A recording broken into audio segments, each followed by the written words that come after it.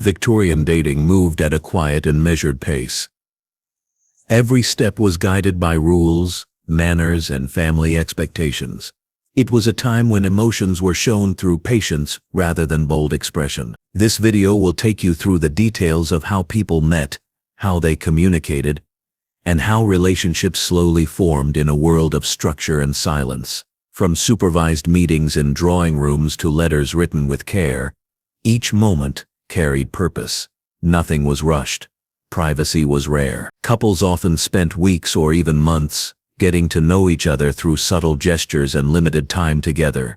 Marriage was not only a personal choice but a family decision, and courtship followed a path that was shaped by duty as much as by feeling. As you listen, you will explore how love unfolded in small, quiet steps, guided by tradition and watched by many.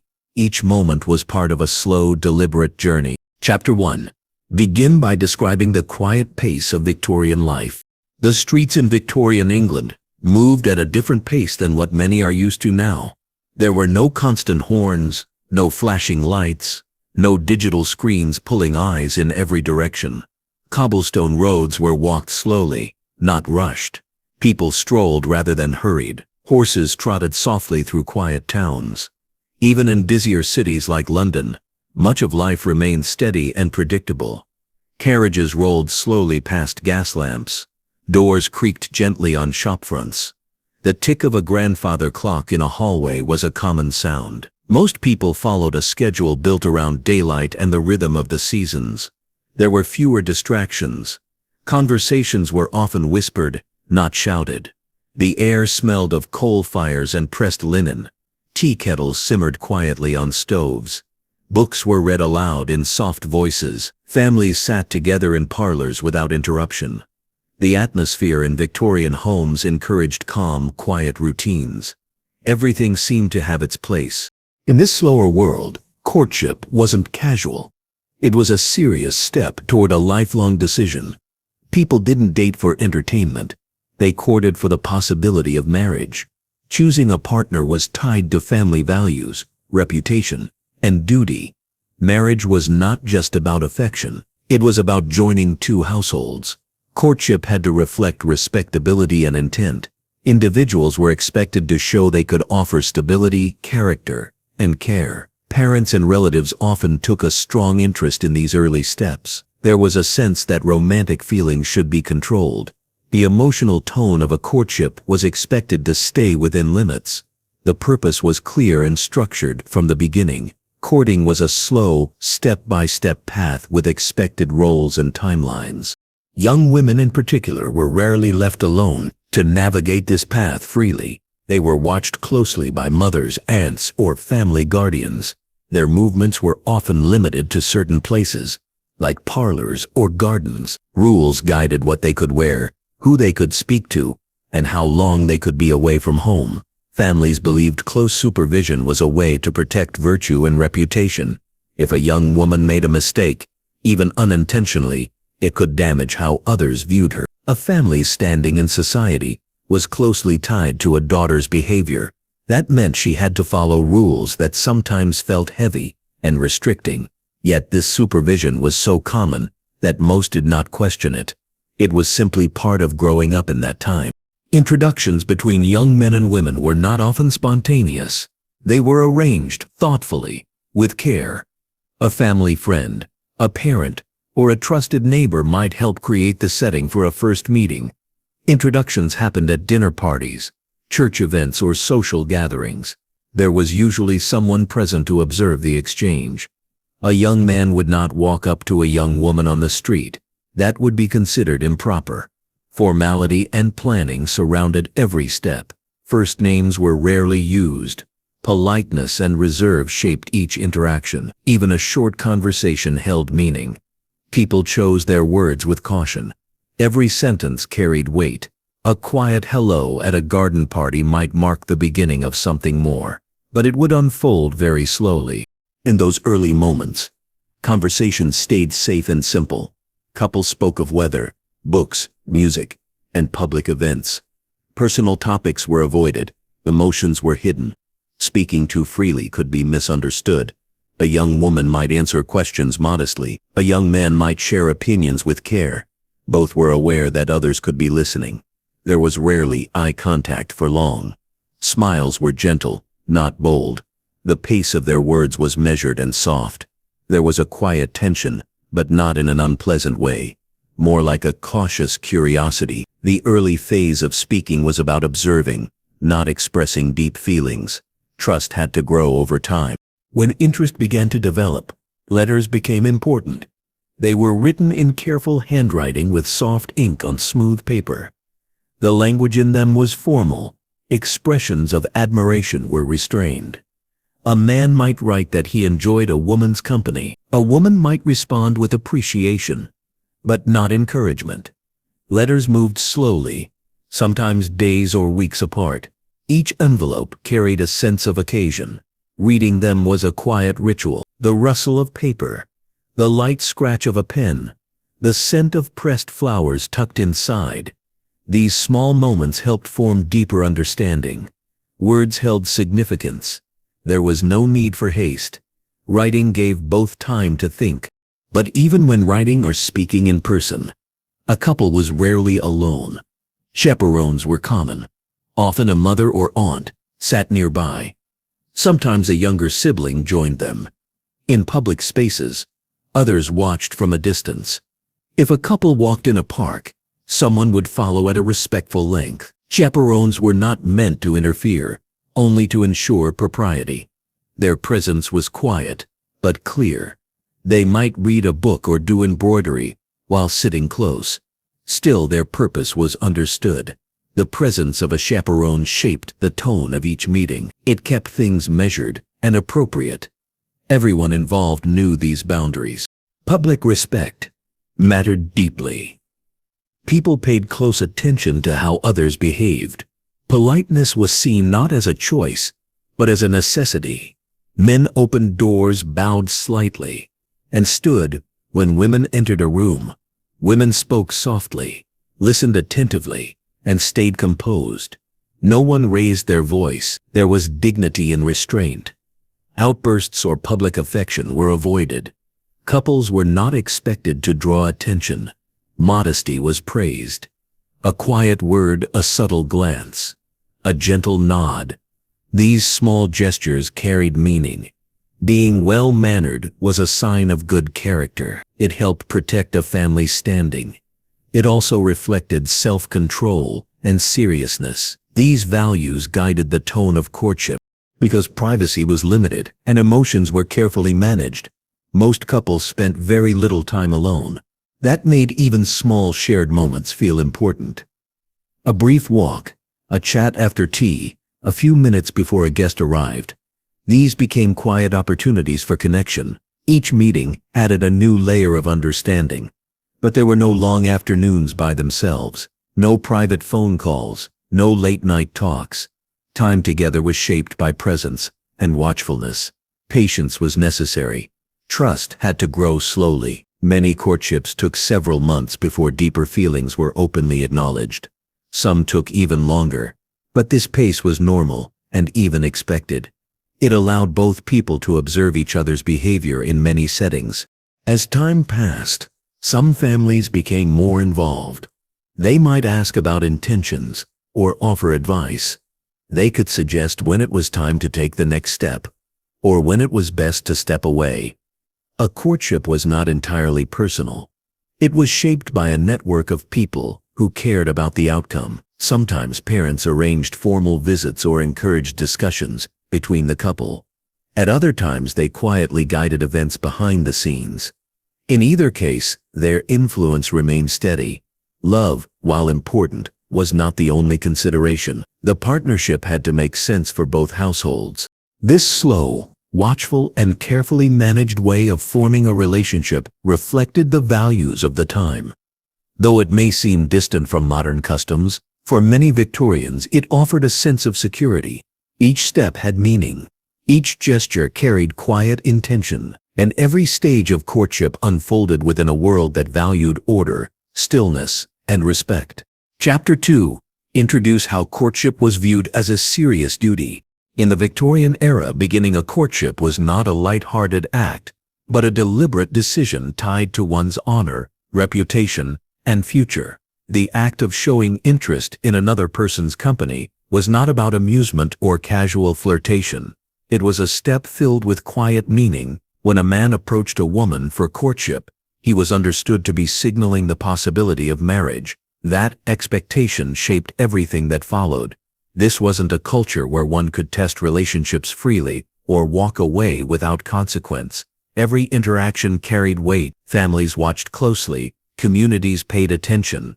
A single misstep could alter the course of someone's future, and so great care was taken from the very beginning. Courtship was serious because it carried social responsibility. The man was expected to demonstrate that he could provide for a household.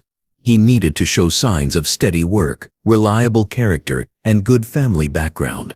These were not just preferences, they were requirements. Without them, it was unlikely he would be considered a suitable match. Courtship in this sense was almost a public vow of intention. A man did not pursue a woman unless he could imagine her as his wife. To do otherwise would be viewed as misleading or even disrespectful. And in that culture, respect was not simply a virtue, it was a duty. For women, courtship was not just about finding love. It was often about securing stability. Most young women were raised with the understanding that their futures would be shaped by the man they married. This meant choosing wisely was crucial. A woman's ability to make decisions in other areas of life could be limited. So this one choice, this one relationship, would guide much of her adult experience. For that reason, families often advised daughters to proceed with caution. A courtship that began too quickly, or without careful thought, was seen as risky. Emotional readiness was important, but it was not the only factor. Practical matters held equal importance. Could he provide? Was he honest? Was he known to be kind? Was his family respected? These were the questions that moved quietly beneath the surface of every gentle smile and polite conversation. There was no rush, no pressure to define things in a few weeks. A courtship unfolded over time and with purpose. Letters might be exchanged, visits might be arranged, but each moment was part of a larger picture, one that would lead, if successful, to engagement and then marriage. This path was understood by both parties from the start. No one pretended otherwise. This clarity may seem rigid to some, but for many, it offered a sense of structure and comfort. You knew where you stood, you knew where things were going, and you knew what your role was within it. When a courtship began, it was often spoken of within the family circle. A mother might speak with her daughter privately. A father might observe the young man from a distance. Siblings might offer quiet opinions. These conversations weren't always controlling, but they were common. The involvement of family added another layer of seriousness to the process. It reminded everyone involved that a courtship did not only affect two people, it connected two homes. It joined two names. It merged two sets of values. And that meant more was at stake than just emotion. Courtship was also serious because it demanded patience. No one rushed forward with grand declarations. No one expected instant closeness. Feelings developed slowly. Often they were expressed only in small gestures, thoughtful questions, respectful compliments, consistent presence. There was a softness to it all, a quiet unfolding. This pace allowed both people to think carefully. Were their values aligned? Did their temperaments match? Were their goals in harmony? Without distraction, there was time to ask these questions with calm and clarity. That time mattered. It allowed space for sincerity. A man had to earn trust, not just affection. He needed to show consistency in word and behavior. A missed appointment or careless remark could cause doubt. A woman's reputation, so fragile in that time, depended on the character of the man who courted her. That meant the burden of responsibility was high. Men were taught to take care, to consider consequences, and to act in ways that honored both the woman and her family. Courtship in this sense was a test of character. It revealed how someone behaved under observation. And in a society that valued restraint, That was a meaningful test. For many families, courtship was as much about values as it was about emotion. Love was expected to grow over time, through shared understanding and quiet respect. It was not assumed to be immediate. In fact, sudden displays of affection were often viewed with suspicion. They suggested impulsiveness rather than depth. So couples were encouraged to build something slowly, a relationship that stood the test of time, rather than one that burned brightly and quickly faded. The seriousness of courtship protected this slow-building bond. It offered space to learn, to watch, and to grow. Failure to take courtship seriously could lead to social consequences. If a man ended things abruptly or without explanation, it could affect his reputation. If a woman was seen as too eager or forward, it could limit her chances for future matches. People remembered these things. They passed along quiet comments. In small communities, this kind of memory lingered. So individuals tread carefully. There was no space for thoughtlessness. Every word and action mattered. Even the way couples presented themselves in public reflected the seriousness of courtship. They did not touch casually. They did not sit too close. They did not share long gazes. All of this was avoided to protect appearances. It was a way of showing respect, not only to one another, but to society at large. Proper behavior in public was a sign of proper intentions. It demonstrated that the relationship was being conducted with care. Even when feelings ran deep, expression remained gentle and composed. There was no need to prove affection with outward gestures. It was enough to show consistency. Courtship also shaped how people viewed themselves. For many, it was their first experience of being seen as a future partner. That role came with responsibility. It required maturity. It demanded thoughtfulness. People took pride in being worthy of someone's trust. They did not take lightly the idea that another person might choose to build a life with them. That honor required effort. It called for integrity. In Victorian life, marriage was not simply a personal milestone.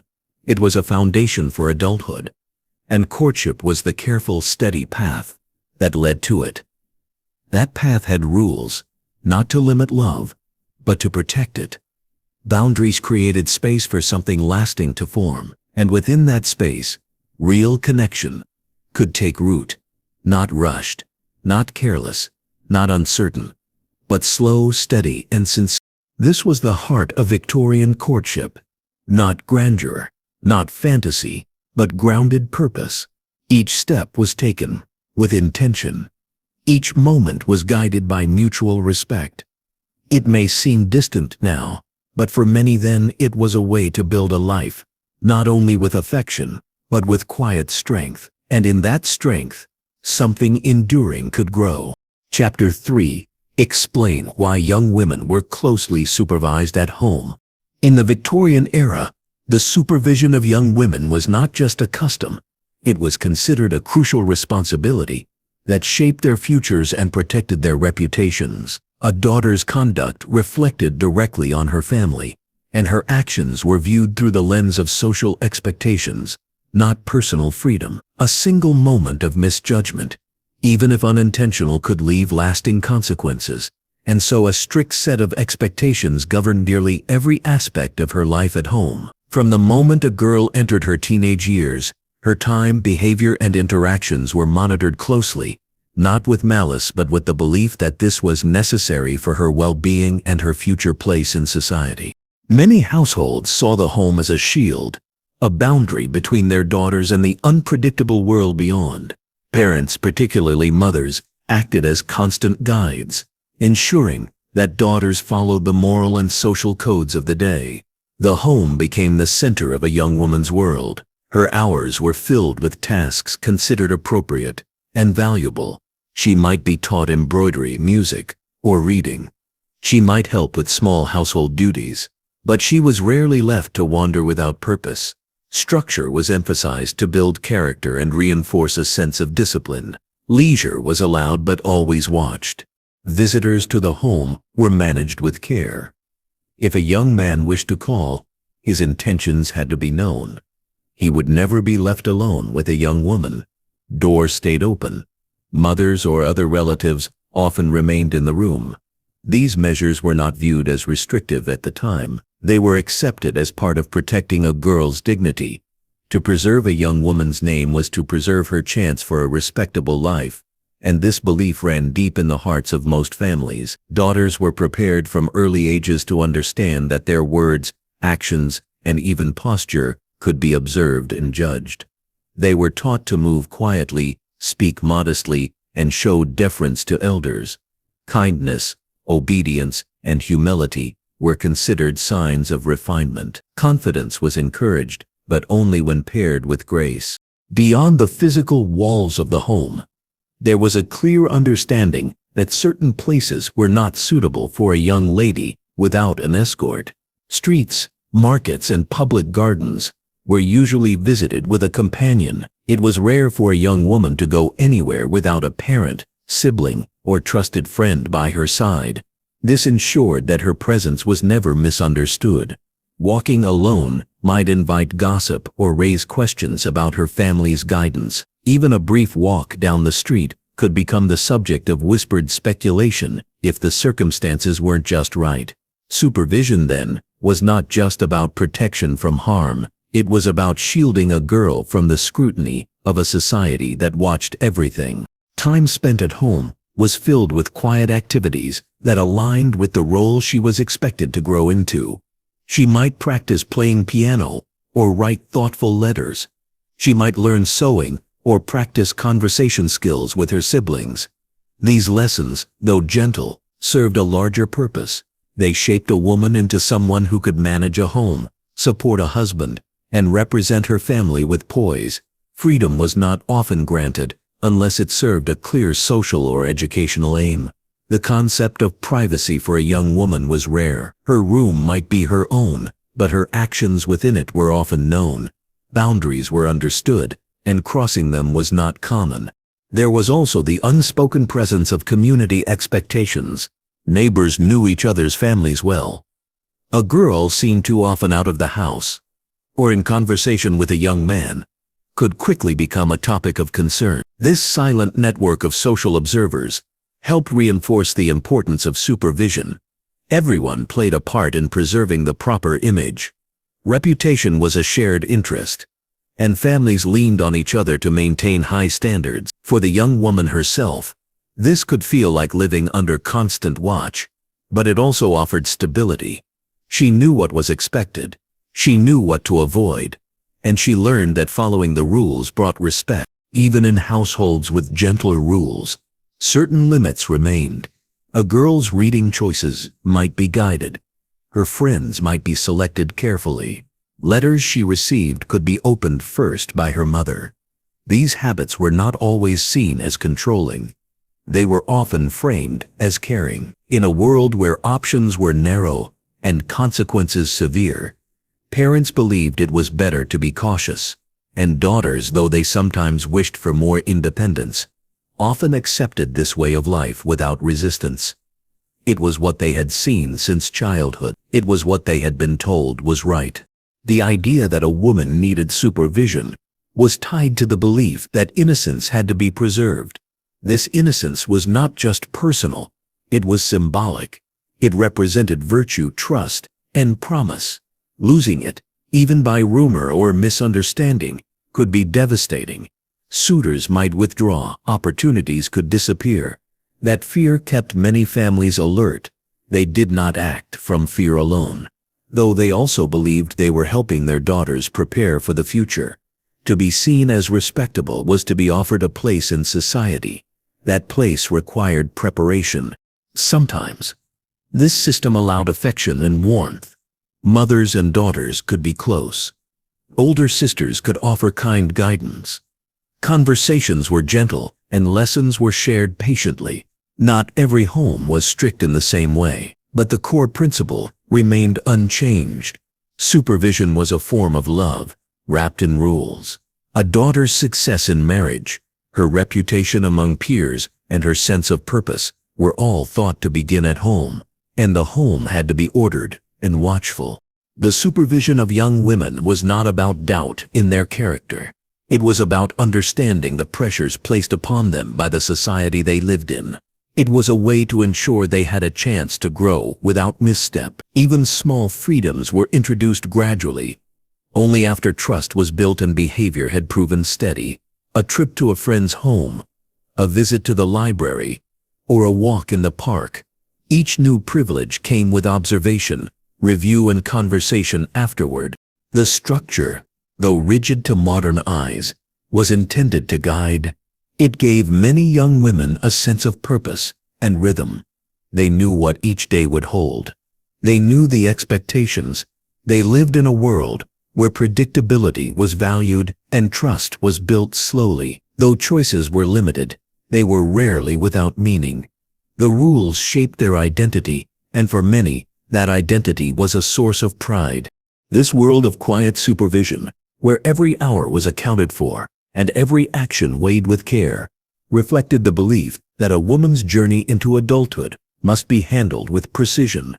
It was a time that demanded order, and from that order a young woman was expected to grow into someone who could carry the same values forward with calm strength and dignity. Chapter 4. Show how introductions often happened through family connections. In Victorian society, meeting someone new wasn't left to chance. It was carefully arranged, often through the trusted circle of family and familiar acquaintances. When a young man and woman were introduced, it wasn't the result of coincidence or personal pursuit. It usually came after quiet conversations between parents, after shared interests were acknowledged, and after the family felt confident enough in the character of the potential suitor. The idea of approaching someone without an established connection was not only unusual, but often considered improper. Introductions needed context. They required a sense of assurance, and in most cases that assurance came through someone the family already knew and respected. A young woman's parents would often speak with friends, neighbors, or relatives who knew eligible men. If a name came up, it was not met with excitement, but with quiet inquiry. The parents might learn where he worked, how he behaved in public, and what kind of people his family were. They would ask whether he had a reliable future ahead. If the responses were favorable, only then would the idea of an introduction be entertained. This kind of care was not seen as overbearing. It was viewed as wisdom. A family did not open their door to strangers. They opened it to those already woven into their community's fabric. For a young man, approaching a family directly was rare. Instead, he would express interest through a mutual acquaintance, sometimes an older sibling, a family friend, or a respected employer. This go-between helped establish the man's seriousness. It let the young woman's family know that his intentions were thoughtful and respectable. The intermediary might speak quietly with the girl's father, share kind words about the young man's background, and ask if the family would be open to arranging a meeting. This way, no one felt uncertain about the other person's motives. Everyone involved understood the purpose and boundaries of the introduction. Once the families agreed, the introduction would take place in a formal, composed setting. It might be during a dinner at home, a walk in the garden with other family members nearby, or an afternoon tea with parents seated nearby. There was no rush. There was no expectation of instant connection. The purpose of the meeting was simply to observe, to listen, and to decide if further interaction was appropriate. A few words might be exchanged about books or music. The tone remained soft. The pace remained slow. Everyone remained polite and guarded, though not unkind. There was always a shared understanding that this first meeting carried weight. Some introductions were arranged during larger gatherings. If two families traveled in the same social circles, they might cross paths at a church event, a seasonal dance, or a holiday dinner. In these spaces, parents could introduce their children to others without it feeling overly personal. These settings offered a layer of distance that gave both sides room to observe. If the young man and woman spoke again later, it would not be by chance. It would be because someone quietly allowed it, and that permission mattered deeply in the Victorian world. There was comfort in knowing that introductions were managed by people who understood the family's values.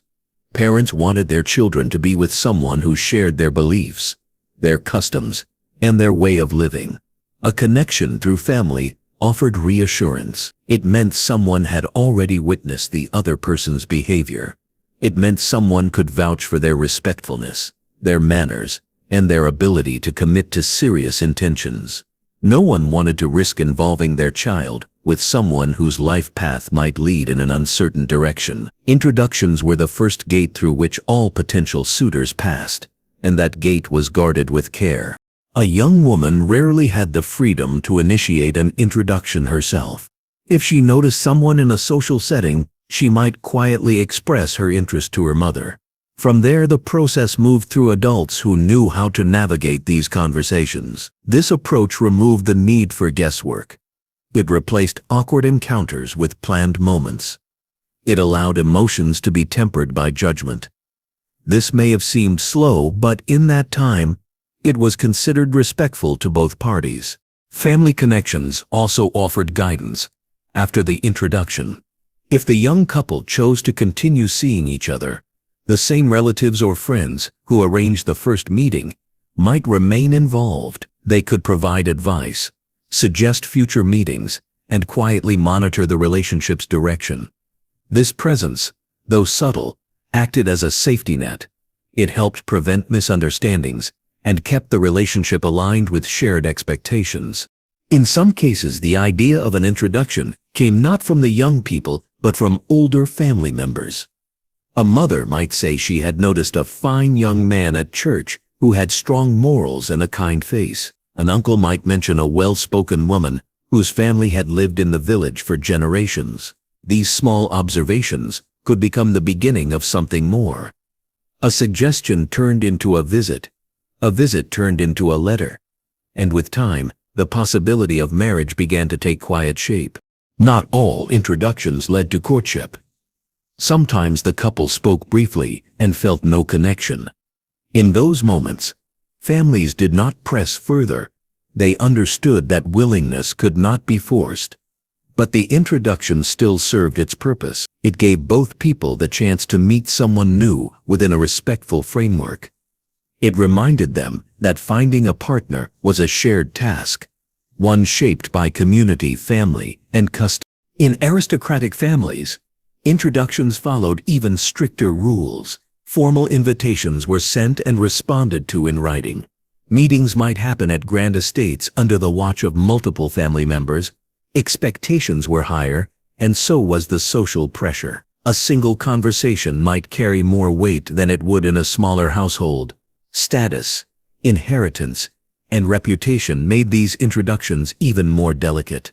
But whether among the upper class or the working class, the principle remained the same. People were not expected to form attachments without the knowledge and support of those around them. This way of meeting others gave many families peace of mind. They felt confident that their children were stepping into relationships with people who had been seen, spoken of, and understood. There was no guesswork about intention. The structure removed the anxiety of approaching strangers and offered a gentle pathway into connection. It was not without its limits.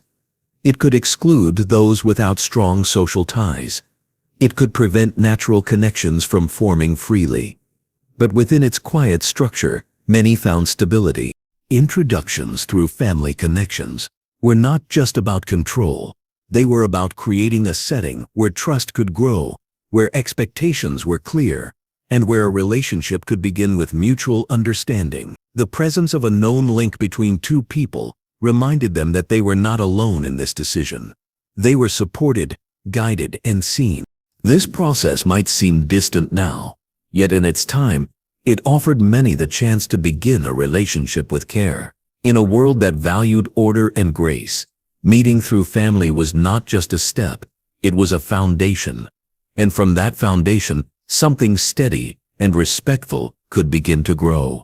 Chapter 5. Describe the reserved way couples first began speaking.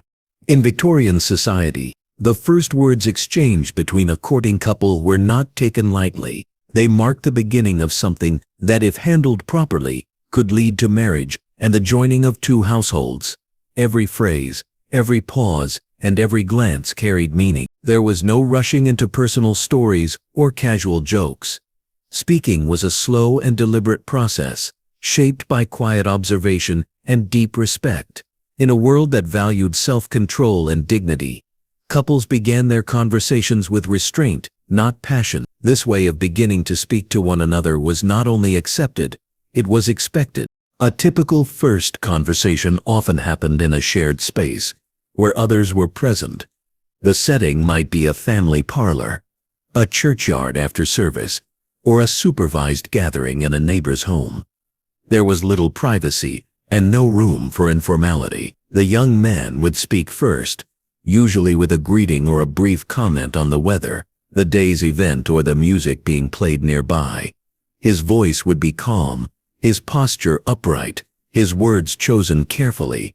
He avoided anything that could be misunderstood or appear too forward. He didn't ask personal questions. He didn't speak in a familiar tone. His goal in those early minutes was simply to be polite, to show good manners, and to leave a positive impression. The young woman's reply would be just as measured. She might answer with a quiet smile or a gentle nod, followed by a few softly spoken words. She would not make bold declarations or share private thoughts. Her tone would reflect modesty and attentiveness.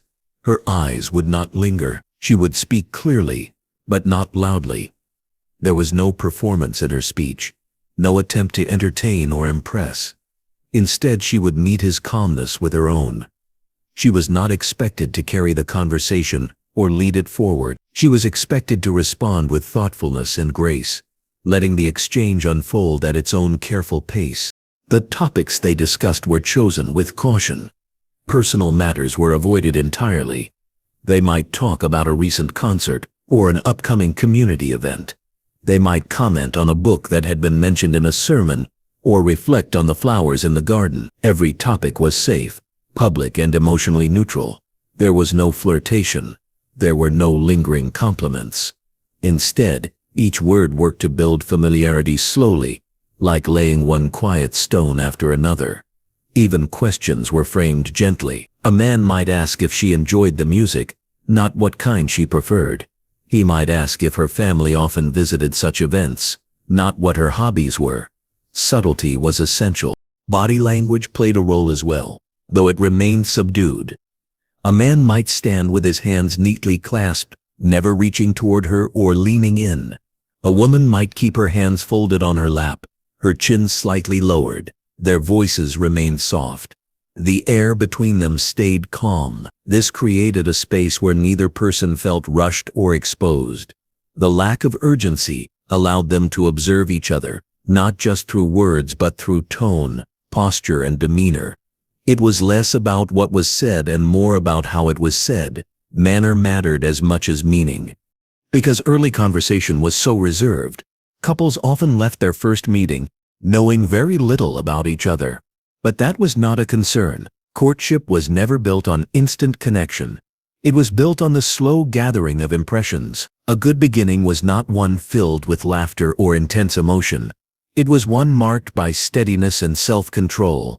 Both individuals were expected to show that they could conduct themselves with poise. That ability spoke volumes in a time when appearance and behavior were seen as reflections of deeper character.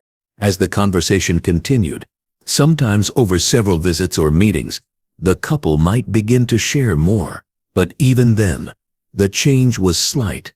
A man might speak of his work or family obligations, never his personal dreams. A woman might mention a book she liked, or a walk she took with her sister, never her private feelings. If the conversation grew longer, it did so without quick shifts or sudden openness. The tone remained respectful and composed. Emotional intimacy was something that emerged slowly, if at all, during this early stage. The goal was to build trust through reliability, not revelation.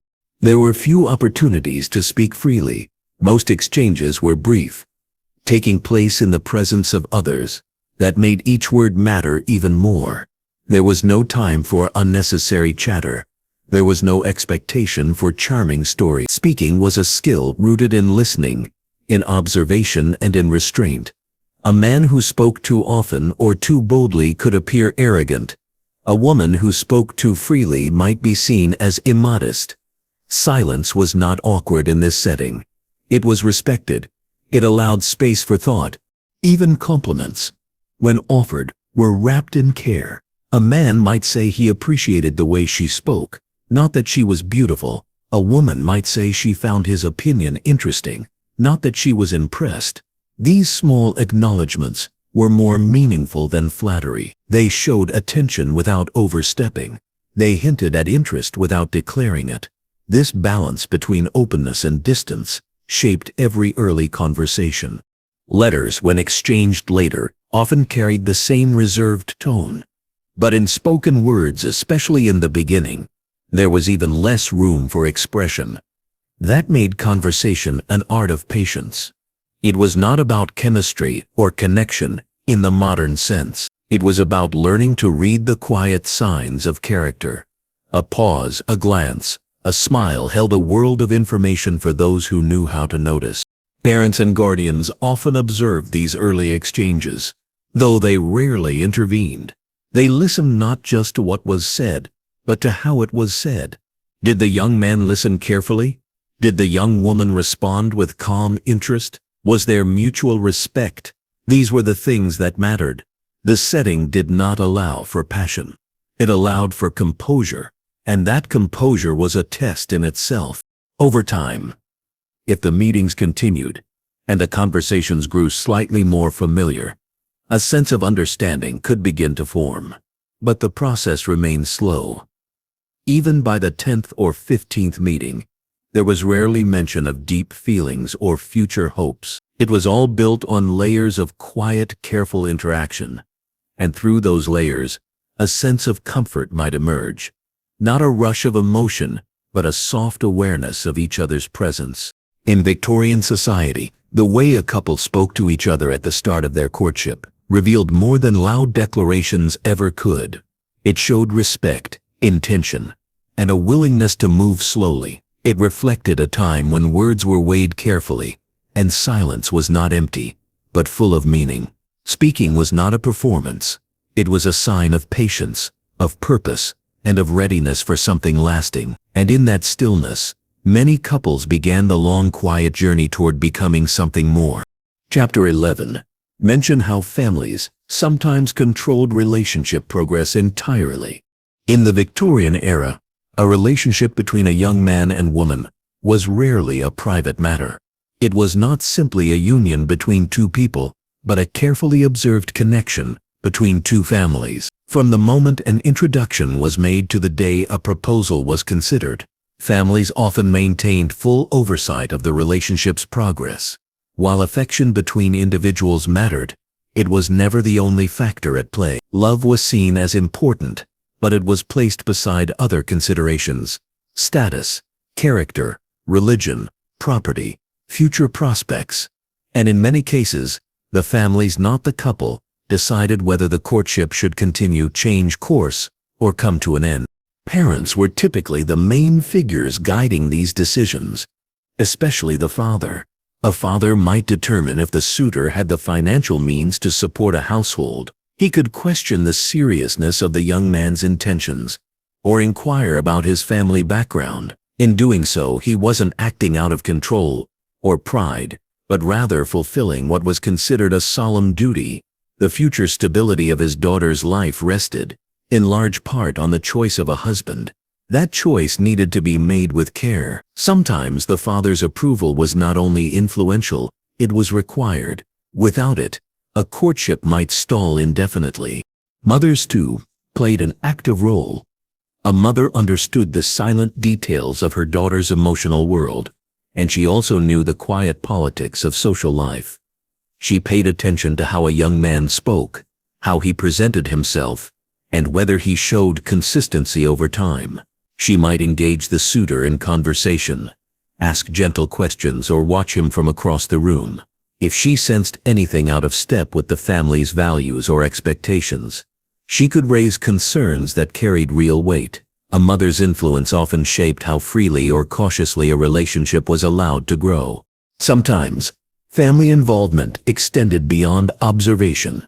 They might suggest when and how often the couple could meet. They could limit visits, direct seating arrangements, and even choose who would be present during shared time. A courtship, particularly in its early stages, was choreographed not just by custom, but by family preference. If a young man wanted to see the young woman, he might have to request permission days in advance. If the daughter wished to accept a small gift or reply to a letter, she might consult her mother first. These steps were not considered interruptions. They were viewed as the natural structure of a serious relationship. In certain households, the influence went even further. A father might approach another family directly, proposing the idea of a match before the young people had even met. This was more common among families of high status or considerable wealth. In these cases, alliances between families were seen as equally valuable as emotional compatibility. Arrangements could be discussed privately between parents long before affection had a chance to grow.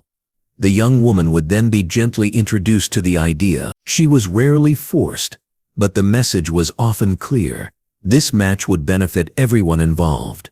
Her agreement was expected, and even if she had quiet reservations, those feelings might remain unspoken.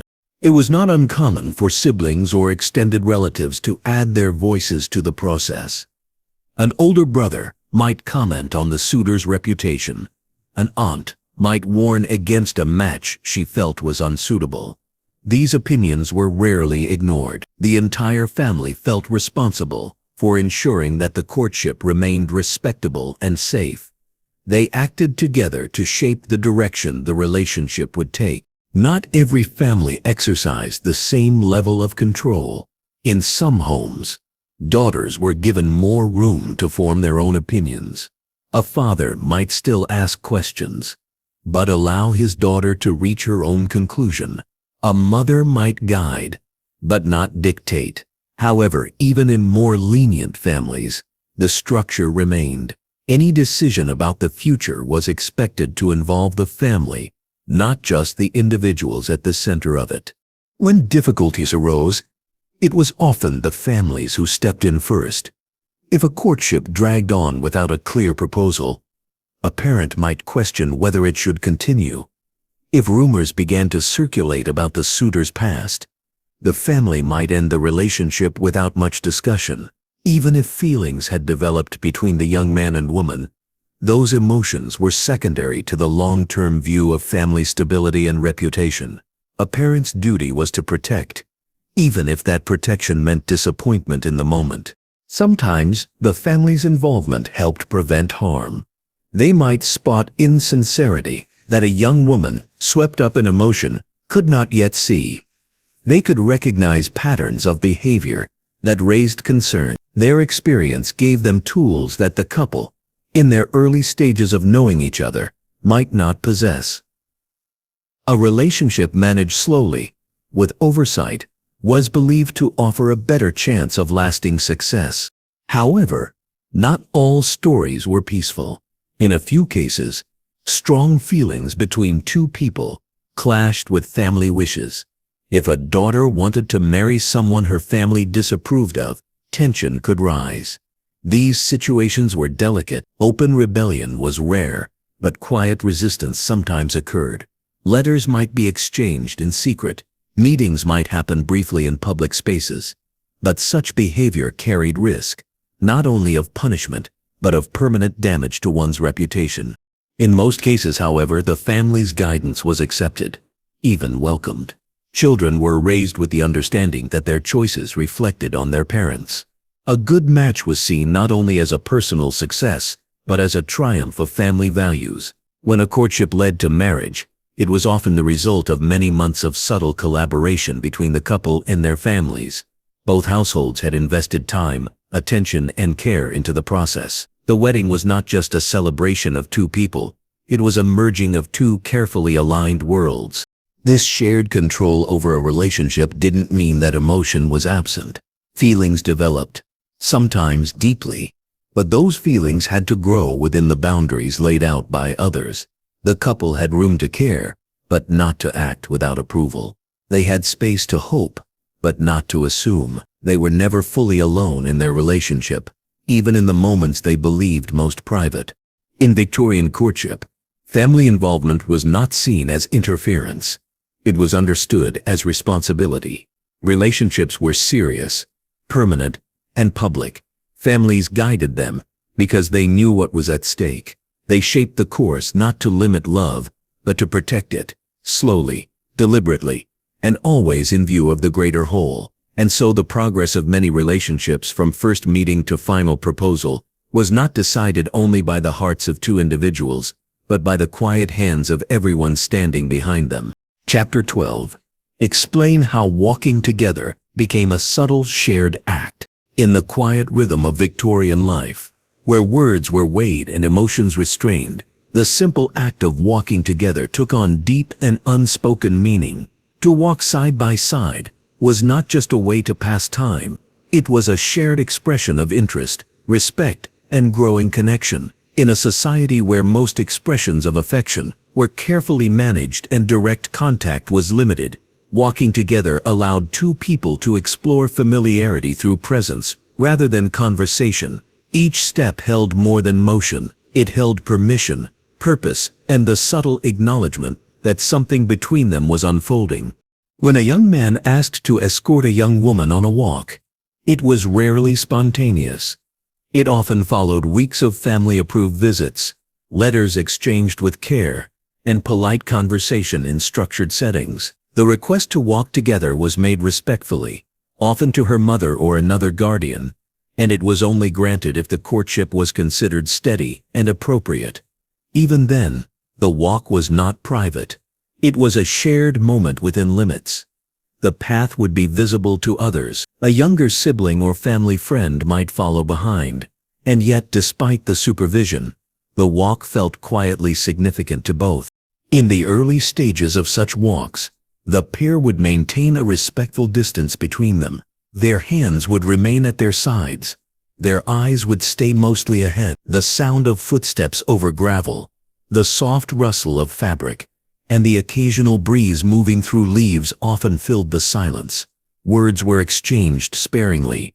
There was no rush to speak. The quiet itself created space for thought, for reflection, and for unspoken understanding. This silence was not uncomfortable. It was peaceful. It allowed them to be near one another without pressure. Walking together removed the need for formal dialogue. It offered a moment of shared experience that spoke beyond words.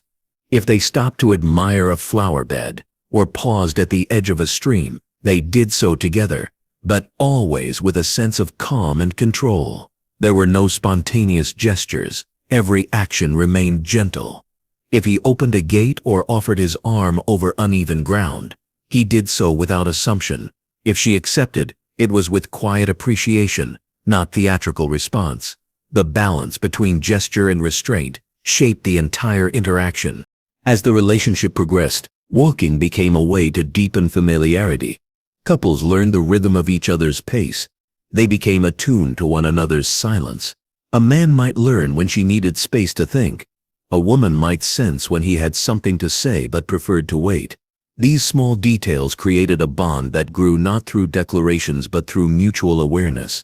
Without the distraction of busy rooms or the weight of constant supervision, a walk allowed space for subtle understanding to develop.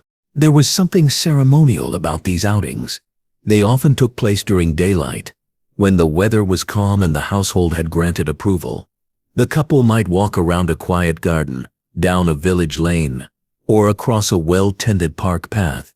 The setting mattered. It was chosen for its order, its safety, and its quiet. Nature served as a gentle backdrop, providing calm without interruption. Birds might call from branches. Leaves might move softly overhead, but the focus remained on the walk itself, on the steady side-by-side presence that meant something more than it appeared to say. In many cases, walking marked progress in the courtship. When a man was first invited to accompany a young woman outside, it signaled that the family trusted his intentions. He had shown consistency, manners, and patience. He had waited without pushing. She too had demonstrated thoughtfulness and discretion. Together they had built the beginnings of something stable. The invitation to walk did not announce a change, but it reflected it. Both parties understood that the moment carried quiet importance. Sometimes these walks allowed for soft conversation. A man might speak of his work or his family's history. A woman might share something about her childhood, or ask a question about his interests. But the conversation remained measured. There was no place for emotional confessions or flirtatious remarks. The tone stayed calm. The topics remained simple. This was not a space for passionate expression. It was a space for trust to grow gradually. Walking side by side created a physical closeness that required no words and made room for careful honesty. There were social rules even within this closeness. If the walk took them near others, they would greet them with nods or a few polite words. They would not draw attention to themselves. They would not appear overly attached or withdrawn. Their behavior was always aware of the eyes that might be watching, neighbors, acquaintances, passers-by. Respect for public decorum never faded. It lived even in the smallest steps. At the end of a walk, the return to the home was often slow. There might be a brief pause before the gate. A final word shared, a slight smile. These moments felt more intimate than the entire walk, even if nothing new was said. The walk had allowed them to be together in a way no parlor visit could. It had created a quiet link between them, a link built on presence, on care, and on the shared silence of gentle movement. These shared acts repeated over time. Each walk became a thread in the larger pattern of courtship. Onlookers might see nothing unusual, but for the couple, each outing carried memory. The path they walked became familiar. The steady steps became comforting. In time, the space between them might narrow slightly. A small gesture, once cautious, might grow more natural. But even then, the foundation of their interaction remained the same. Quiet, respectful, and deliberate. In a world without spontaneous dates or late-night phone calls, walking together was one of the few ways a couple could simply be near each other without interruption. It asked for discipline and presence. It gave room for emotional steadiness to develop, and it reminded them both that closeness could exist without touch, that understanding could form without constant conversation. Walking side by side through quiet paths and open gardens, couples in the Victorian age found a way to connect within the limits of their time. It was not a grand gesture. It was a shared act, a moment of presence shaped by rules and framed by silence. Yet in that stillness, something real took root, not in words or gestures, but in the quiet decision to walk together again and again. Chapter 13. Reflect on how hand-holding was seen as very intimate in the restrained world of Victorian courtship, where words were measured and time alone was scarce. The simple act of hand-holding carried a depth of meaning that few modern gestures can match. To take someone's hand in that time was not a routine display of affection. It was an action filled with significance, often marking a turning point in the relationship. In a society shaped by restraint, tradition, and careful boundaries, this small contact stood out quietly but powerfully as one of the most intimate things a couple could share before marriage. Touch was not taken lightly. Even standing too close could raise eyebrows, if not done within clear social rules.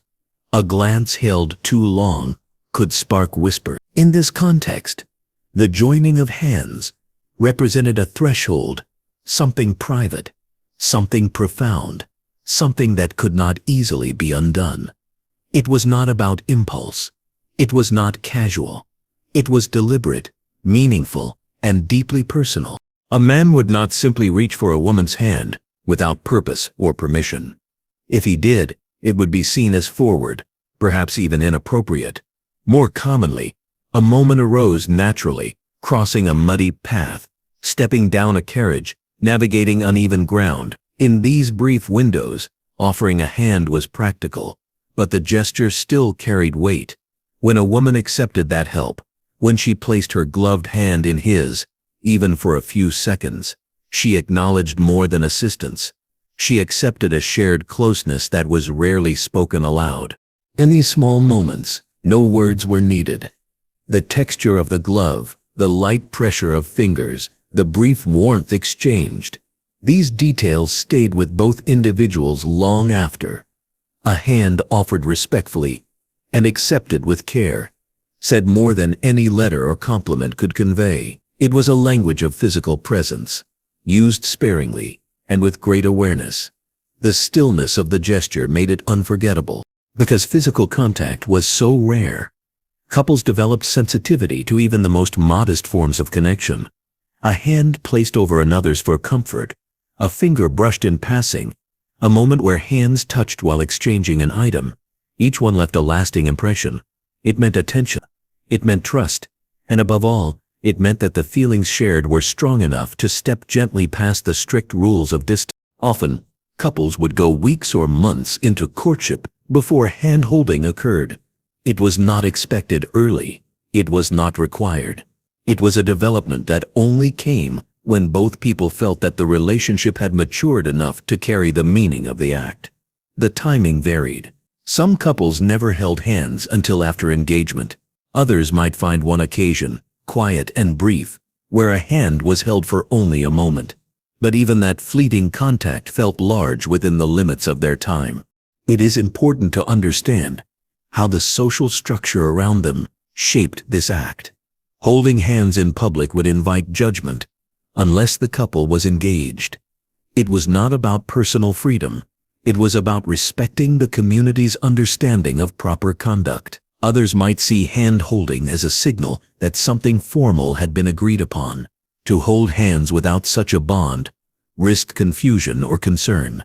So most gestures remained private, subtle, and few.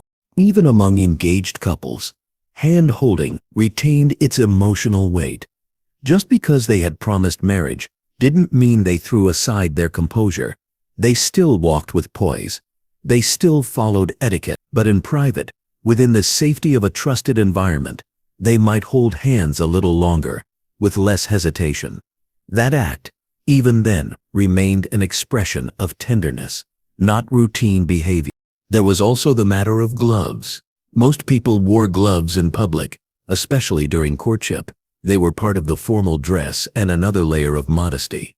When a woman took off her glove, it could be seen as a small act of trust. If she allowed a man to hold her bare hand, even briefly, it suggested a deeper connection.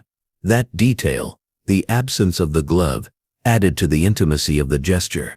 Few would notice, but the couple themselves would feel the difference.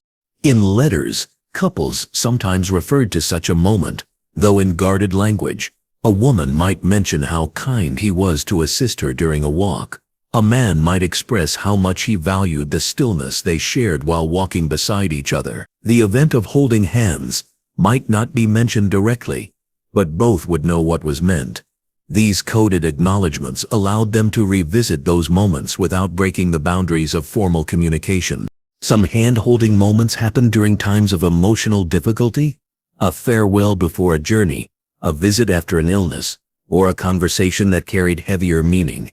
In such instances, reaching out for someone's hand could offer reassurance and support without needing to say more. That quiet physical gesture, so rare and so deeply felt, reminded both people that they were not alone in their feelings. For many couples, the first time they held hands stayed in memory for life. It was not lost in the noise of daily touch. It was preserved in silence, made stronger by rarity. It did not need to be dramatic to matter.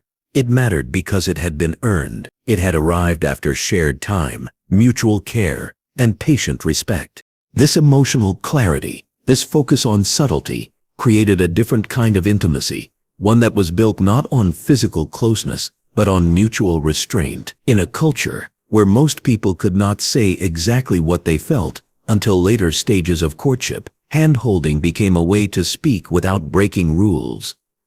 It let affection surface just enough to be felt, but not so much as to cause concern. It balanced on the edge of what was proper, and in doing so it held power. It's easy today to underestimate the importance of something so ordinary. But in the world of Victorian courtship, hand-holding was extraordinary precisely because it was rare. It was one of the few moments when two people could acknowledge their bond through touch, and because they had waited, because they had respected the structure that surrounded them, it meant more. It was not just physical connection, it was shared timing, earned trust, and quiet understanding. In a time when love was whispered more often than spoken, and when relationships were shaped more by patience than passion, holding someone's hand became more than a gesture. It was a quiet promise, shared without a word, in the space between custom and feeling, and in that stillness, something lasting could begin. Chapter 14. Show how gifts were small and always very modest. In Victorian courtship, where modesty shaped every word and silence carried more meaning than display, gifts were not given to impress. They were given to express quiet thought, subtle care, and honest intention. There were no grand bouquets or extravagant surprises. Instead, tokens exchanged between courting couples were simple, deliberate, and always restrained. A gift was not measured by its size or value, but by the feeling it conveyed through its humility. Each item was selected with purpose, and every gesture remained within the boundaries of respectability. In a time when even small actions spoke loudly, offering a gift became a quiet art form. The most common offerings were items that held meaning without calling attention. A pressed flower, carefully saved between the pages of a book, could carry the weight of memory. If a man knew which bloom the woman had admired during a garden walk, and later gave her a dried one from the same stem, it was not just a flower, it was a remembrance of time shared, an unspoken acknowledgement that he had noticed. It required no explanation. She would understand the reference instantly, and that shared memory would live quietly between them. Books were another favorite gift, usually small in size, and classical in nature. A volume of poetry, a moral essay, or a well-known novel might be presented during a visit or sent through the post. These books were chosen not for flair, but for alignment with values and thought. A man might underline a passage and hope she would read between the lines. A woman might comment later on the author's ideas, weaving her reply with meaning only the two of them understood.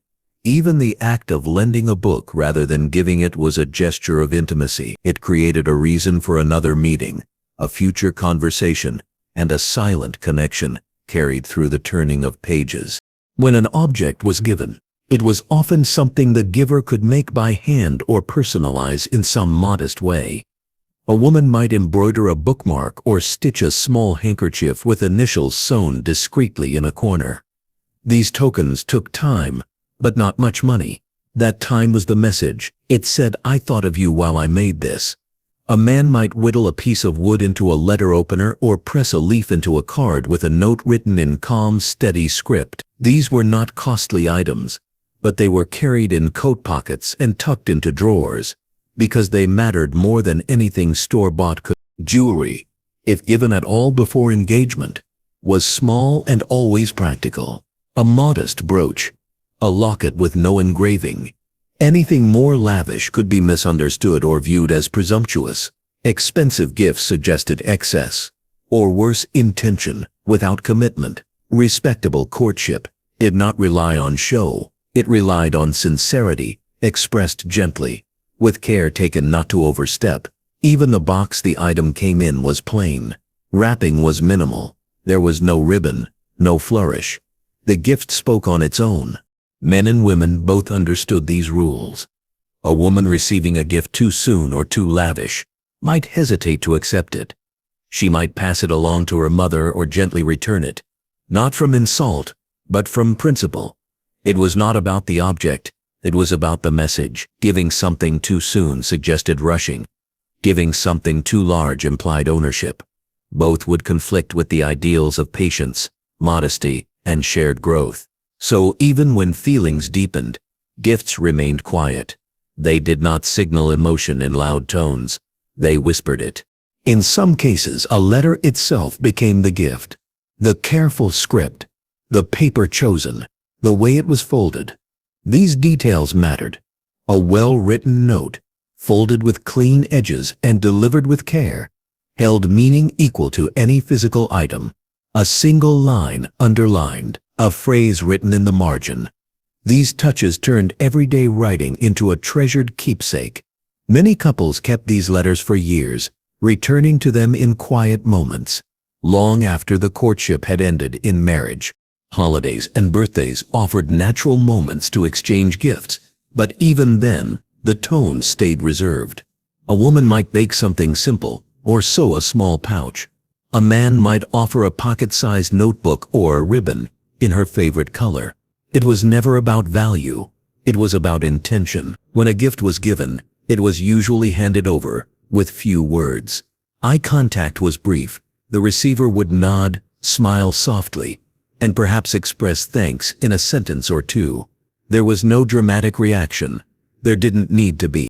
Even the absence of a gift could mean something. If a man who regularly brought small tokens stopped doing so, it might signal hesitation. If a woman who had once offered a handmade note no longer did, it could suggest uncertainty. These shifts were not discussed openly, but they were noticed. The quiet rhythm of giving and receiving became part of the courtship itself, a way to read one another without questions. Families, too, paid attention. A mother might see a book on her daughter's table and recognize the name written on the inside. A father might note a bookmark or handkerchief and know its origin. No one needed to speak. The modesty of the gift protected both giver and receiver from scrutiny, while still signaling that the relationship was moving forward. The smallness of the gift was not a limitation. It was a strength. It allowed emotion to show without overpowering.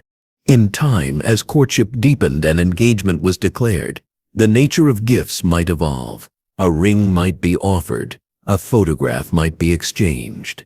But even then, simplicity remained. Over-embellishment was never admired. The deeper the relationship, the quieter the expression. That restraint became the foundation on which respect grew. Today, it may be difficult to imagine a world where love is shown not through volume or luxury, but through the tiniest acts of care. But in the Victorian era, that was the way of courtship. A single flower meant more than a dozen. A stitched initial said more than an expensive trinket. A well-folded letter revealed more than a paragraph ever could, if written without thought. These small, modest gifts reflected a larger truth of the time. That love, when sincere, did not need to declare itself loudly. It needed only to be present, consistent, and thoughtful. In every quiet token exchanged between two people growing closer, there was a quiet promise, a vow that said, without speaking, I see you, I care, I wait. And in a world shaped by patience and subtlety, that promise was more than enough. Chapter 15. Describe how emotional restraint was encouraged during dating. In Victorian courtship, love was never meant to overflow. It was meant to be contained, observed, and revealed slowly through actions, rather than outbursts. Emotional restraint was not just encouraged, it was expected. Deep feelings were not denied, but they were carefully hidden behind calm expressions, composed voices, and subtle gestures. The ideal was not to display passion, but to demonstrate control. To feel deeply yet express softly was seen as a sign of maturity, dignity, and refinement. From the first exchange of words to the final step before engagement, every stage of dating was shaped by this quiet expectation. A young man who admired a woman was advised to show it through steady behavior, not romantic declarations. He would not shower her with compliments or speak of love in their early conversations. Instead, he arrived on time, remembered small details, wrote polite letters, and showed interest in her family. These were his signs of affection. They were steady, reliable, and moderate. Any emotional display beyond this was discouraged. He was to remain composed, never losing himself in excitement. or allowing strong emotion to cloud his manners. A man who acted too eagerly could be seen as impulsive, and impulsiveness was not compatible with the responsibility of marriage. For young women, emotional restraint was even more emphasized. They were taught from childhood that modesty of feeling was as important as modesty of dress. A woman was not expected to confess affection, even when she felt it strongly. She was to respond with measured kindness, soft attentiveness, and thoughtful conversation. Laughter was gentle. Enthusiasm was quiet. Joy was expressed through a warm tone or a graceful nod. If her feelings grew, she kept them close, often sharing them only in private moments with her mother or through writing in her journal. Her silence did not mean she felt less. It meant she had learned to protect what she felt until the time was right. Both parties moved forward in the relationship with this sense of quiet awareness. They watched for signs in each other, not through grand expressions, but through consistency. Was he present each week? Did she listen closely? Did he speak with patience? Did she carry herself with quiet warmth? These were the questions that mattered.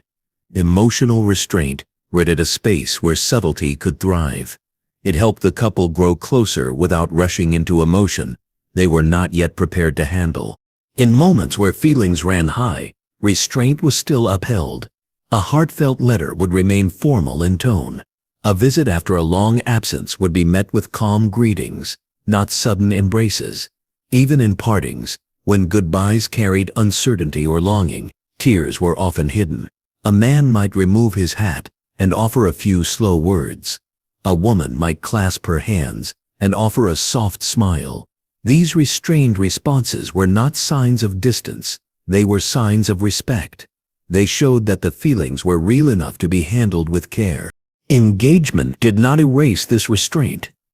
Even when the couple had formally declared their intention to marry, emotional expression remained thoughtful and measured.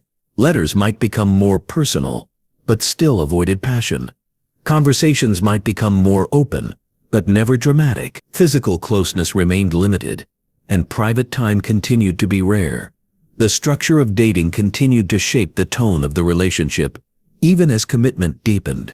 This emotional self-control served a larger purpose. It allowed individuals to develop character through patience.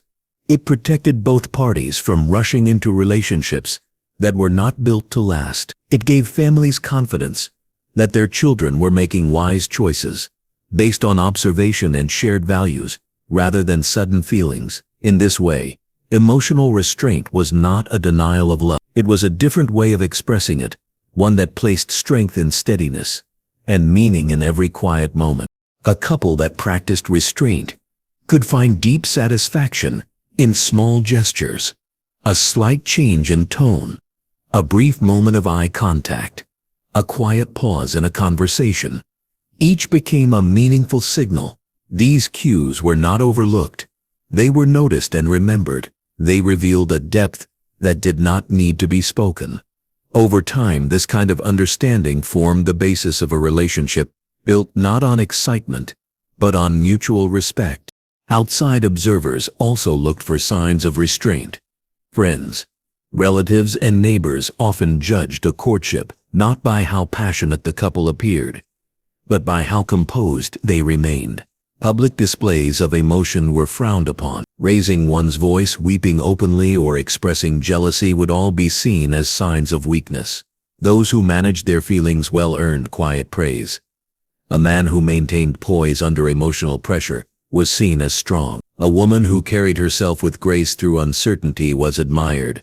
Restraint was not repression. It was seen as strength in stillness.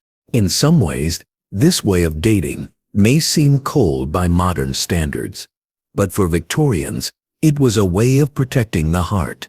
It gave people the space to grow into their feelings without being overwhelmed by them.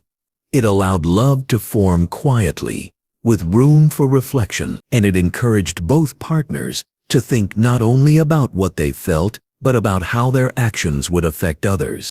Restraint also helped couples transition into marriage with shared understanding. Because they had built their relationship through steady steps, They entered married life already familiar with each other's values, behavior, and temperament. They knew how to communicate without excess. They trusted each other's calm. This kind of foundation offered strength long after the wedding ceremony was over. It prepared them for the quiet, everyday work of building a life together. For many, emotional restraint created an environment where respect and affection could grow side by side. Feelings were not pushed away. They were simply carried with care. In a world where control was admired more than expression, love found its place, not in declarations, but in the gentle way two people moved toward each other, with patience, purpose, and grace. And in that deliberate quiet, something lasting could begin. Chapter 6. Detail. How letters were used to express interest slowly.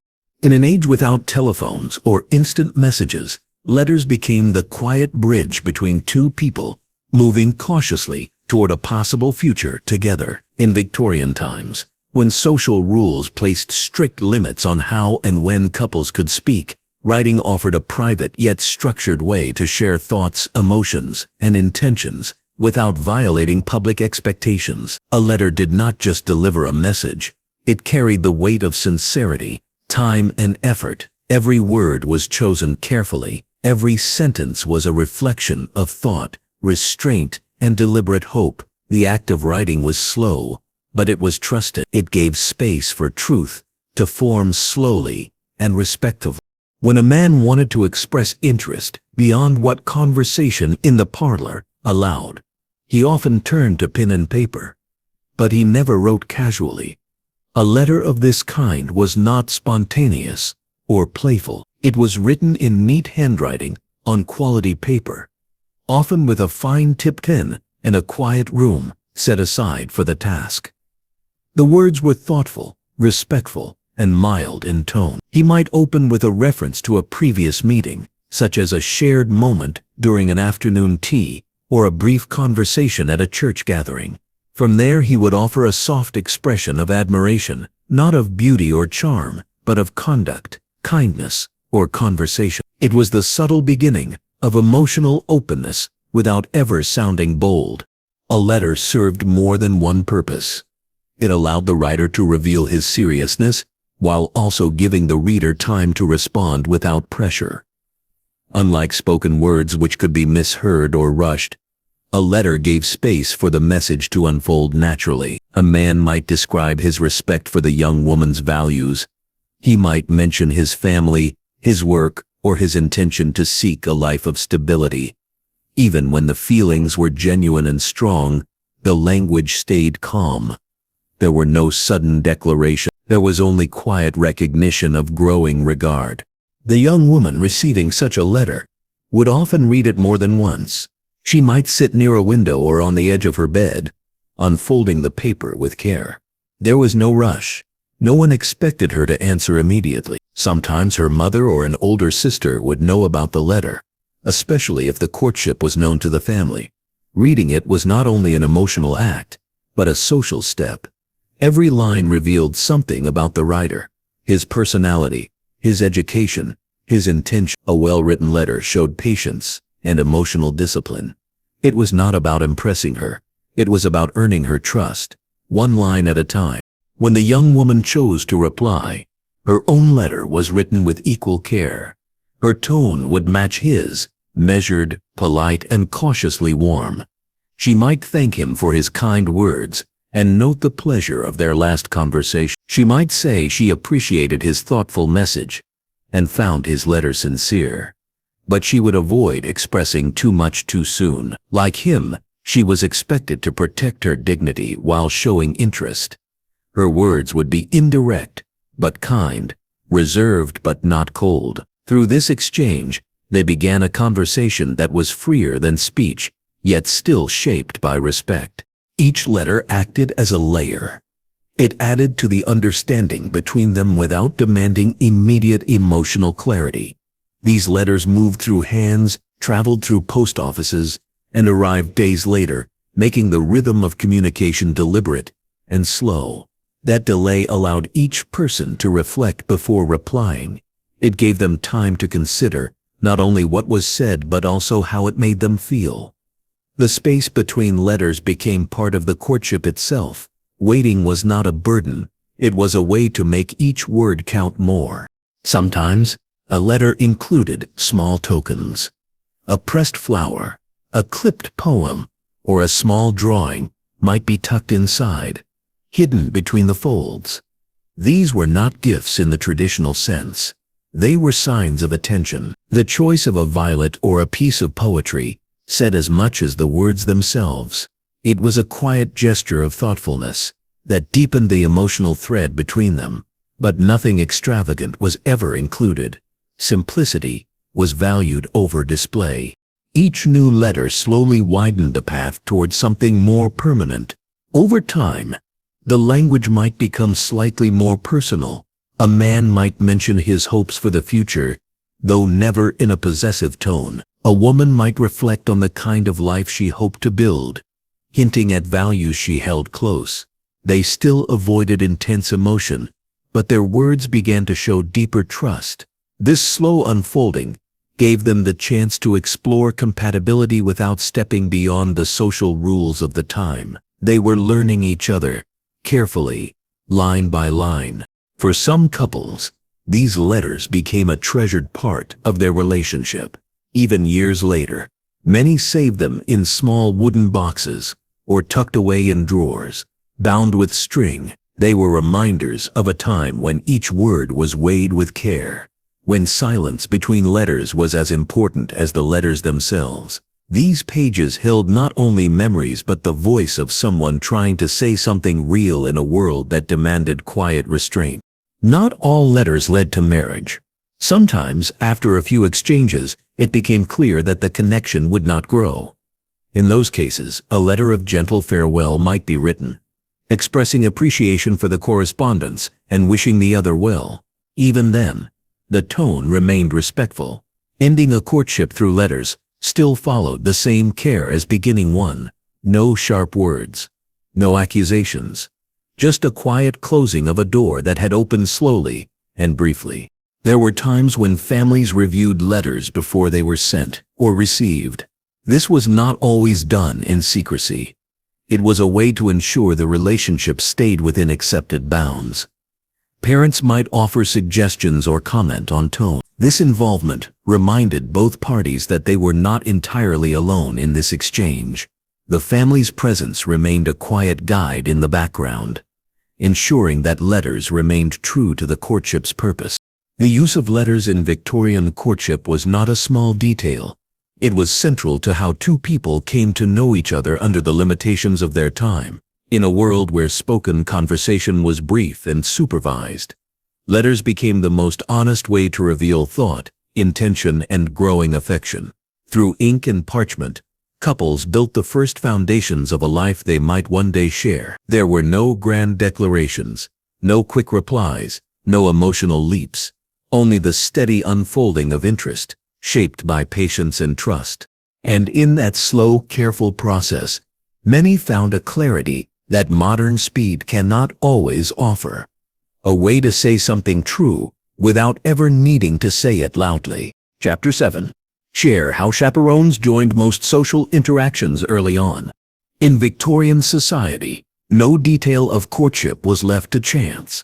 And one of the most consistent features of early interactions between couples was the quiet, ever-present figure of the chaperone. From the very beginning of a courtship, the presence of a third person, often a trusted older woman such as a mother, aunt, or older sister, was not only customary but expected. Her role was not to interfere, but to observe, to ensure that the interactions between a man and a woman stayed within the strict boundaries of social propriety.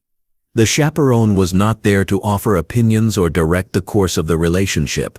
She was simply there to be seen. Her presence served as a constant reminder that courtship was a matter of reputation, responsibility, and family honor. The presence of a chaperone did not make the setting tense. On the contrary, it was often a comfort to both parties. The structure it brought gave a sense of order to what could otherwise become uncertain. In those days, a woman being alone with a man she was not married or related to could raise questions about her character. Even if nothing inappropriate occurred, the fact that they had spent time unaccompanied was enough to start rumors. Reputation was not just personal, it belonged to the entire family. One careless moment could damage years of effort, and so families adopted practices that reduced risk without stifling courtship altogether. Chaperones typically sat nearby during any interaction. If a young man came to call at the home of a young woman, he might be invited into the parlor, where she would already be seated with her mother or another relative. The two might exchange greetings, share a few polite words about the weather, books, or local events, but they were never left alone. The chaperone might be quietly knitting or reading a book, her attention seemingly elsewhere, but her presence was clear. It reminded the couple to keep their conversation light, their tones respectful, and their emotions steady. At social gatherings, chaperones were more subtly woven into the scene. In the corner of a ballroom, mothers stood or sat in small groups, watching as their daughters danced with eligible suitors. During garden parties, chaperones lingered just close enough to listen while giving the illusion of privacy. A couple could walk along a path, but the chaperone would follow several paces behind. She would not join the conversation unless invited, but her eyes remained attentive. Her role was not to intrude, but to ensure that every word and gesture remained within the invisible line of decorum. Some chaperones were strict, rarely allowing their daughters more than a few feet of space from their side. Others were gentler, believing in quiet trust. But regardless of personality, the rule remained that early courtship was never private. There was no place for secrets, no opportunity for hidden emotions to take root too quickly. Everything unfolded in the open, within hearing distance, within sight. This was not done to limit affection, but to protect it. The chaperone made it clear that the courtship was meaningful and being taken seriously by all involved. When a couple went for a carriage ride, which was considered a special privilege, the chaperone would often sit in the back seat or beside them. Even on these outings, conversation was reserved. There was no touching, no whispering, no wandering gaze. The man was expected to behave with courtesy, the woman with grace. The chaperone's eyes may have looked out the window, but her mind was focused on the tone and nature of their exchange. The couple did not complain. They understood that the path to marriage required patience, and that trust had to be earned through time and respect. The presence of a chaperone also shielded young women from unwanted advances. In an era where boundaries were rigid and misunderstandings carried real consequences, having someone nearby offered protection. A young woman could avoid awkward situations without needing to confront them directly. If a man overstepped or spoke too boldly, the chaperone could redirect the conversation or end the meeting. This gave women a layer of social armor, one that allowed them to engage in courtship without constant fear of being judged unfairly. For men, the chaperone was also a reminder to stay intentional. If a man was truly serious about a woman, he accepted the presence of a third party with quiet respect. He did not push for more time alone. He did not question the rules. Instead, he used each moment under supervision to build trust and demonstrate sincerity. This slow pace revealed not only his interest, but his character. It showed that he was willing to pursue a relationship within the boundaries of what was considered proper. There was a rhythm to these supervised meetings. They were short, consistent, and designed to gradually allow the couple to grow more familiar. With each visit, the chaperone observed their behavior, and through that observation, both families formed impressions. Was the man punctual? Did he speak with courtesy? Did the woman seem comfortable and composed? These small details mattered. A courtship was not judged solely on personal chemistry. It was evaluated through consistent actions, many of which were witnessed in the presence of a chaperone. Over time, as the relationship developed and families gained confidence in the couple's intentions, the role of the chaperone might slowly decrease. A couple might be allowed to walk a little further ahead in the garden. They might be permitted a slightly longer visit, but full privacy was rare. Until engagement, even then, a degree of supervision often remained. It was only after marriage that a couple was finally free to be truly alone, to speak without reservation, and to build a life without the watchful eye of others nearby. In some households, particularly in more traditional or upper-class settings, the chaperone's role extended even further. She might manage correspondence, oversee seating arrangements, or accompany the couple on family holidays. These duties were performed without complaint because they were part of a larger system of values. The goal was not control, it was care. Everyone involved wanted the relationship to succeed, and they believed success came through order, patience, and mutual respect. For many young women, the presence of a chaperone offered emotional support. It was comforting to know that someone was nearby who had experienced courtship herself, who understood the rules, and who could provide silent encouragement. These older women had often followed the same path, and now stood beside the next generation, passing down the customs and protecting the process. In the quiet moments between glances, words, and shared silence, the chaperone stood as a quiet symbol of intention.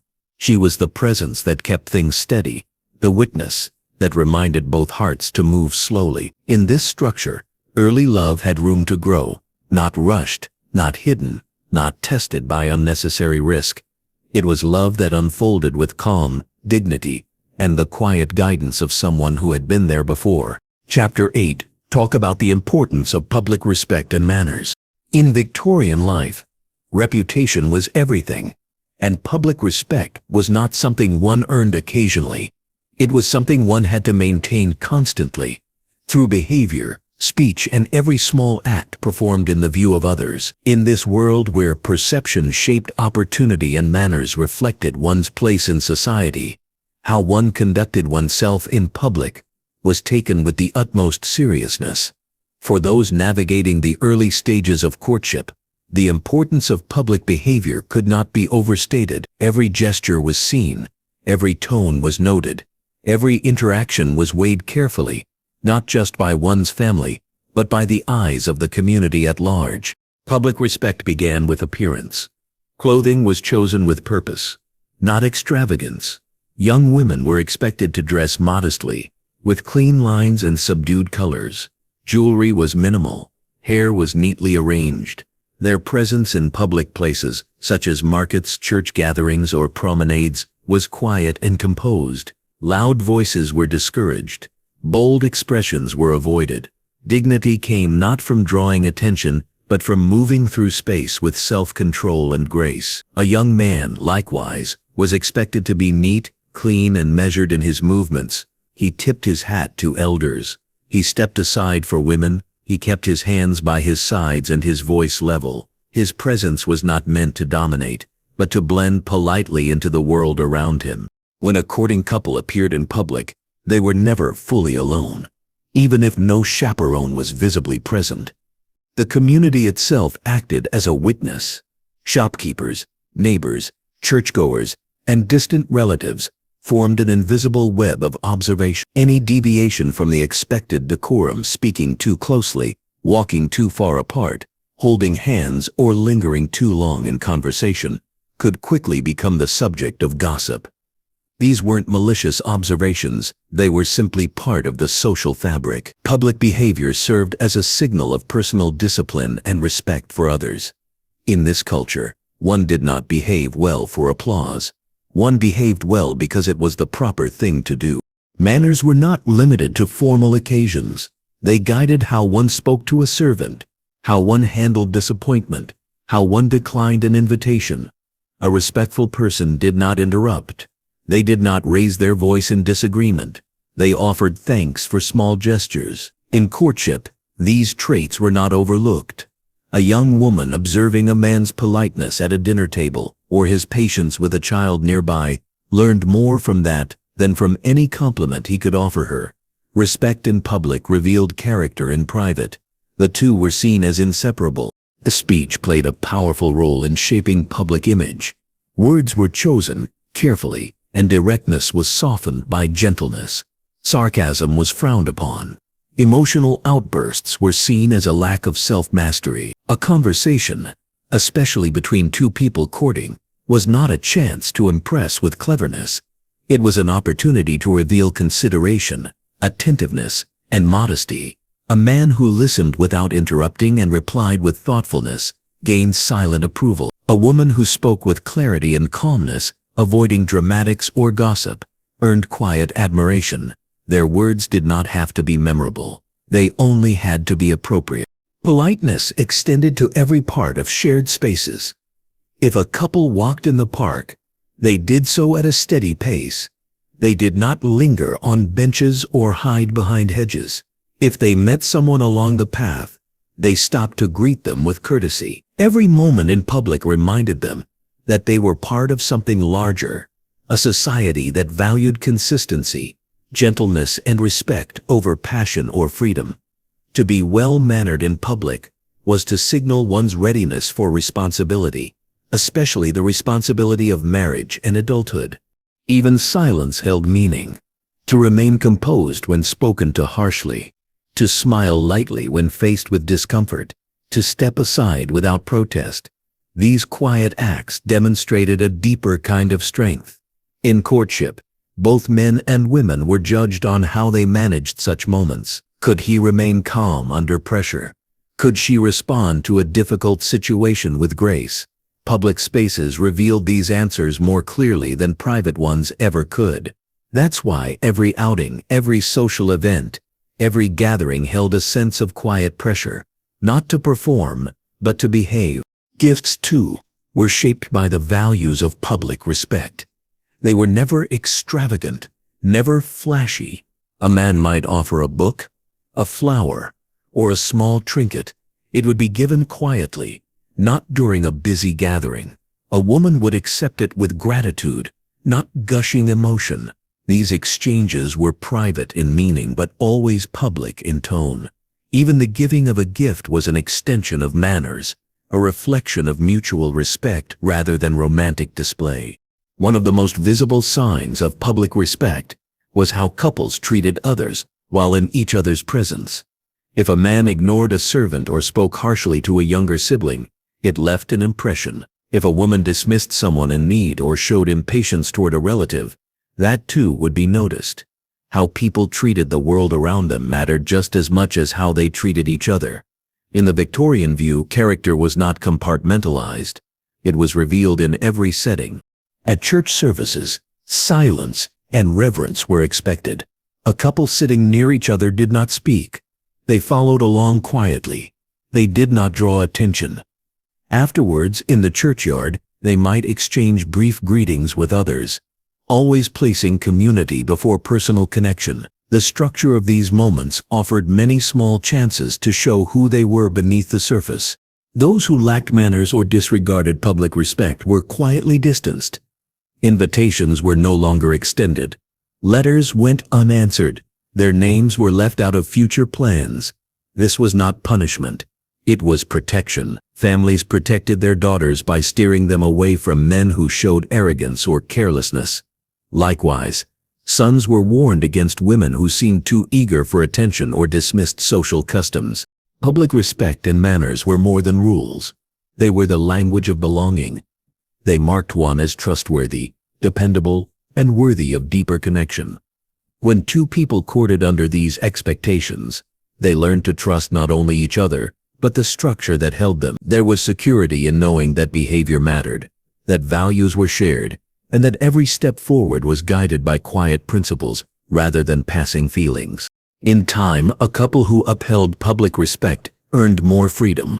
They might be allowed to speak a little longer at gatherings, to take slightly longer walks, or to share correspondence more often. This freedom was not given based on emotion.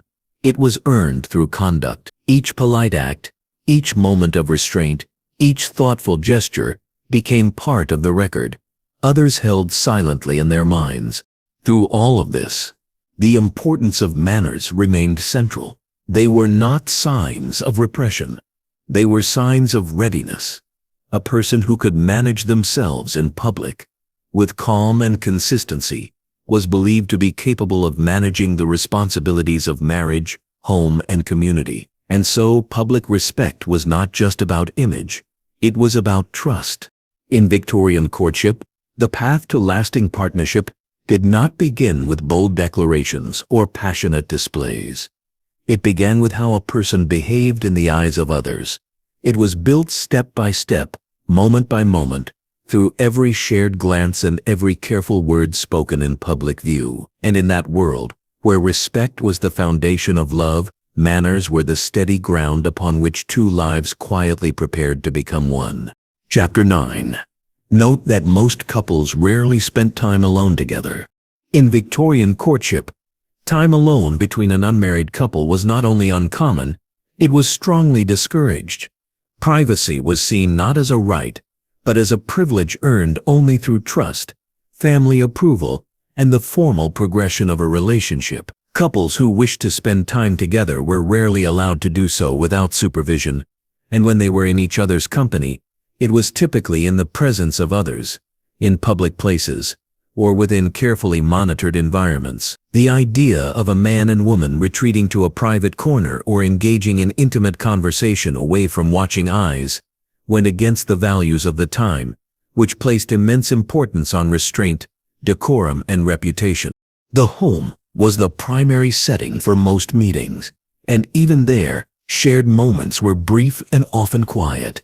The young man would be received in the drawing room, where the woman's mother or aunt would also be present. There might be light conversation over tea, perhaps about a recent event in town, or a passage from a book. Even if the discussion stretched into an hour, there would be no moment where the couple was left truly alone.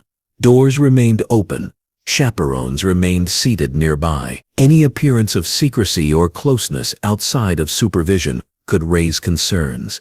Everyone involved knew this arrangement and understood its purpose. There were rare exceptions, but they were treated cautiously. If a couple had been courting for many months with the blessing of both families, they might be granted a brief walk through the garden unaccompanied. Even then, the boundaries were clear. The garden path was visible from the house. The time was limited. A watchful parent might glance through a window now and then. These short moments of semi-privacy allowed the couple to speak more freely. But only just. Even in these circumstances, physical closeness was avoided, and the conversation remained respectful and subdued. Outside the home, walks were one of the most common forms of interaction. A stroll through a quiet park, or along a shaded path, offered a chance to connect away from crowded rooms. But again, they were rarely alone. A younger sibling might walk ahead or behind. A chaperone might stay within a few steps. The idea wasn't to restrict conversation entirely, but to ensure that no moment could be misinterpreted.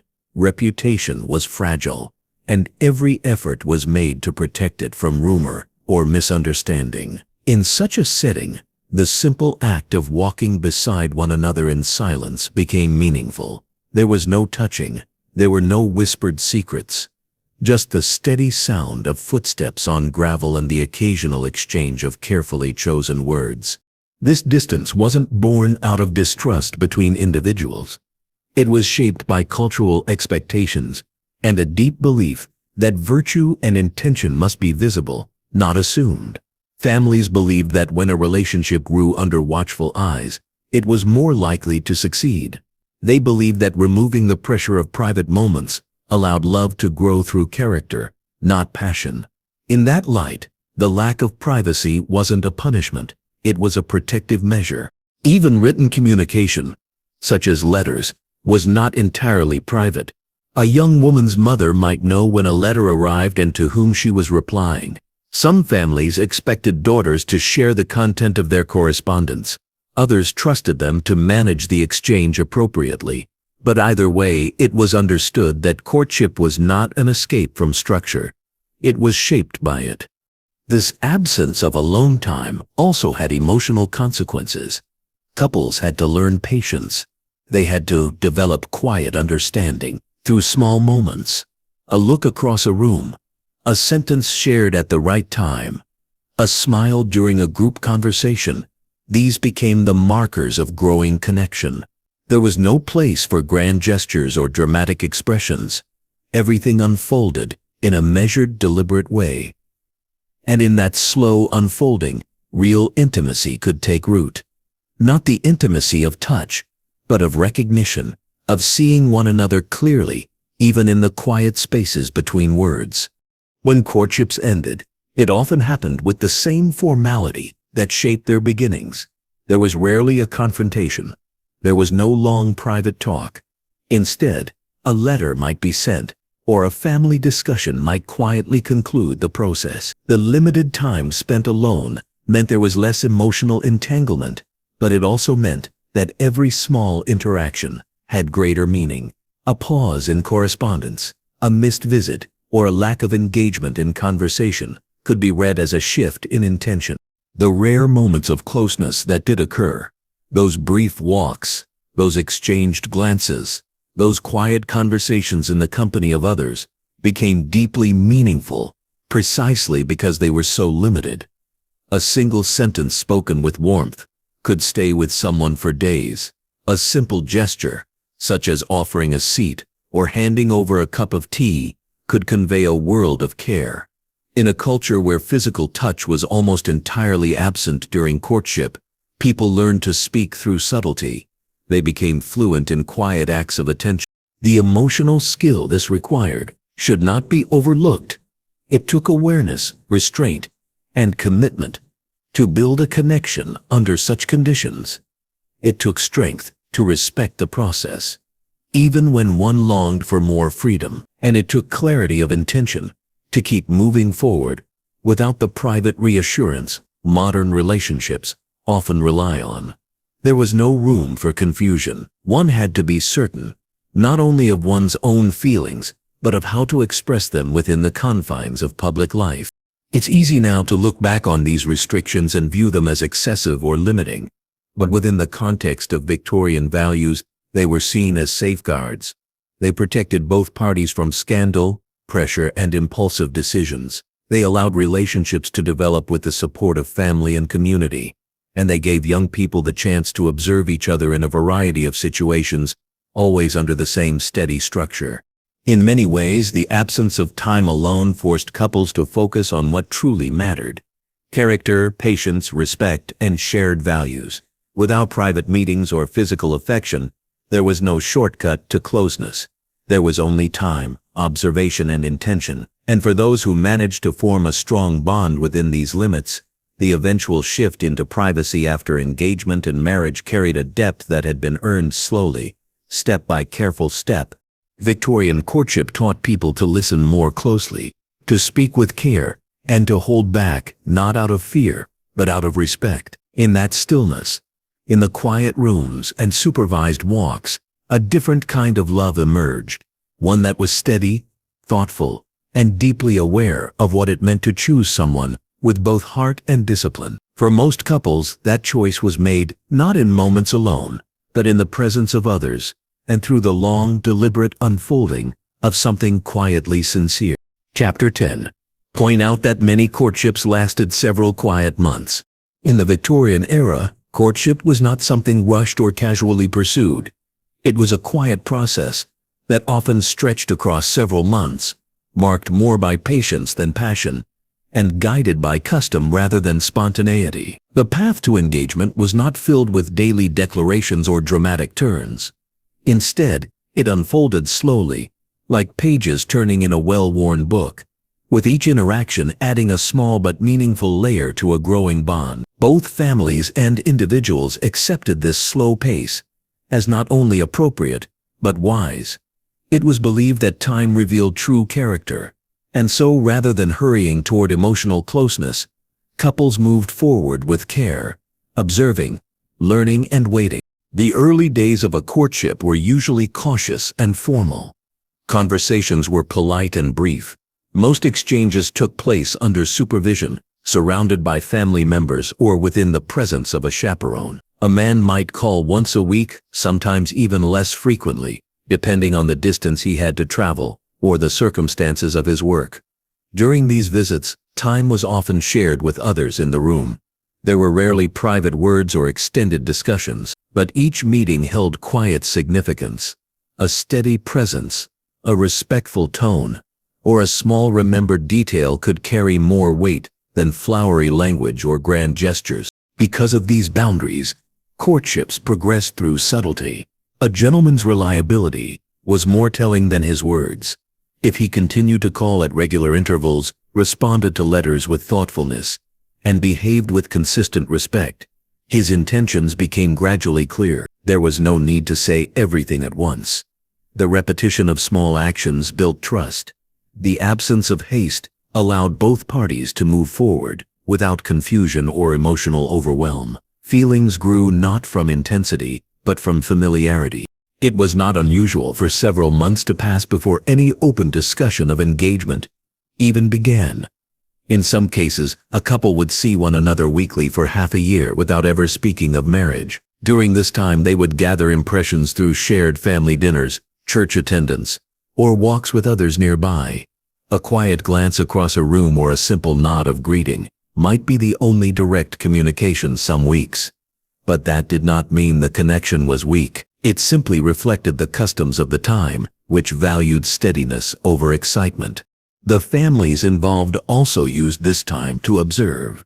They paid attention to the way the young man spoke to elders, how he responded to disappointment, how he treated his own parents. They noted whether the young woman remained composed in different settings, whether she showed kindness to younger siblings or spoke thoughtfully in conversation. These months of observation were a chance to see who the other person was in everyday life, not only in moments of attention but in the quiet background of ordinary days. Courtship was never just about how two people acted toward each other. It was about how they acted in the world. Letters played an important role during these months. Between visits, a man might write short, respectful notes. He might mention something they had discussed or express hope for the next meeting. The tone stayed measured, often limited to a few paragraphs. He would avoid overstatement or personal emotion. A woman's replies were equally careful, acknowledging his message and offering polite reflections. Even after several months, a letter might still open with formal greetings. There was no rush to become familiar. The style of writing matched the rhythm of the courtship, calm, deliberate, and thoughtful. As time passed, the frequency of visits might increase. A man might be invited to join the family for dinner more often. A woman might be allowed to walk with him under limited supervision. But the pace still remained slow. No one expected dramatic announcements. When feelings were eventually expressed, they were spoken with reserve, not emotion. A man might say he admired the woman's character. He might express a desire to continue calling on her. He would never speak of love lightly. Words of deep affection came only after months of shared time and mutual understanding. Many courtships ended before engagement, and this too was handled quietly. A man might stop visiting. A woman might decline further meetings. Sometimes a family would express hesitation, and the process would come to a natural close. There were no confrontations or heartbreaks in the way modern relationships might experience them. Because emotions were not expressed quickly, there was room for discretion. The slow pace of courtship protected both parties from regret. It allowed feelings to rise naturally, and if needed to fade with dignity. In some cases, courtships lasted a year or more. This was not seen as excessive. It was viewed as careful, especially when financial circumstances were uncertain, or if the families were still becoming acquainted. Time was used as a tool for clarity. No one was rushed to commit before they were ready. Even when feelings were strong, tradition urged patience. Marriage was considered a lifelong decision, and courtship was its foundation. The longer it lasted, the more stable the eventual partnership was expected to be. This extended courtship also allowed couples to develop emotional steadiness.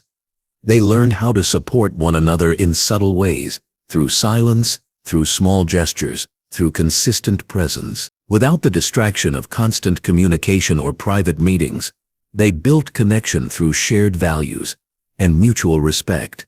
It was a different kind of intimacy, one built not in moments of intensity, but in the slow unfolding of trust. When engagement finally occurred, it was often the result of many months of preparation. Both families would be involved in the discussion. A formal proposal might take place, often with the permission of the woman's father, and only after this would the couple begin to spend more time together without chaperones. Even then, privacy remained limited. Public behavior still mattered. Emotional expression still carried expectations. But now the couple moved forward with the confidence of shared intention.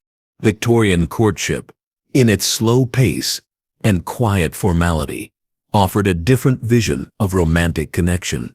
It was not fueled by urgency. It was shaped by patience, thought, and the steady rhythm of repeated interaction. Each visit, each letter, each pause held meaning, and in the space created by that patience, many couples found something enduring, not a fleeting passion, but a bond strong enough to carry them into marriage with mutual understanding and respect. In today's world, where speed and immediacy are often seen as signs of interest, the idea of spending several months building a relationship through quiet, respectful interaction may seem distant, but in Victorian life, it was the very foundation of courtship. Time was not a delay, it was the process, and for those who followed that path, it offered something rare and valuable, the chance to truly know another person before choosing to share a life with them. Chapter 16. Explain how suitors often asked permission before proposing formally. In the carefully structured world of Victorian courtship, a marriage proposal was never a sudden act of emotion. It was the final step in a long, deliberate process of respectful conduct, family involvement, and personal growth. Before a man could ask for a woman's hand, he was expected to take a quieter, more formal step first. He asked her father for permission. This was not a mere tradition. It was a deeply ingrained custom, rooted in the understanding that marriage joined two families, not just two individuals. To proceed without seeking that blessing was not only unusual, but often unthinkable. A proposal, however heartfelt, needed to be earned through time, manners, and demonstrated intention. It was not just about love, it was about readiness. When a man felt certain that his admiration for a young woman had deepened into something lasting, he did not go to her first. He went to her father. This meeting was arranged thoughtfully, often by letter or through a private conversation during a family visit. The moment was quiet, respectful, and often tense.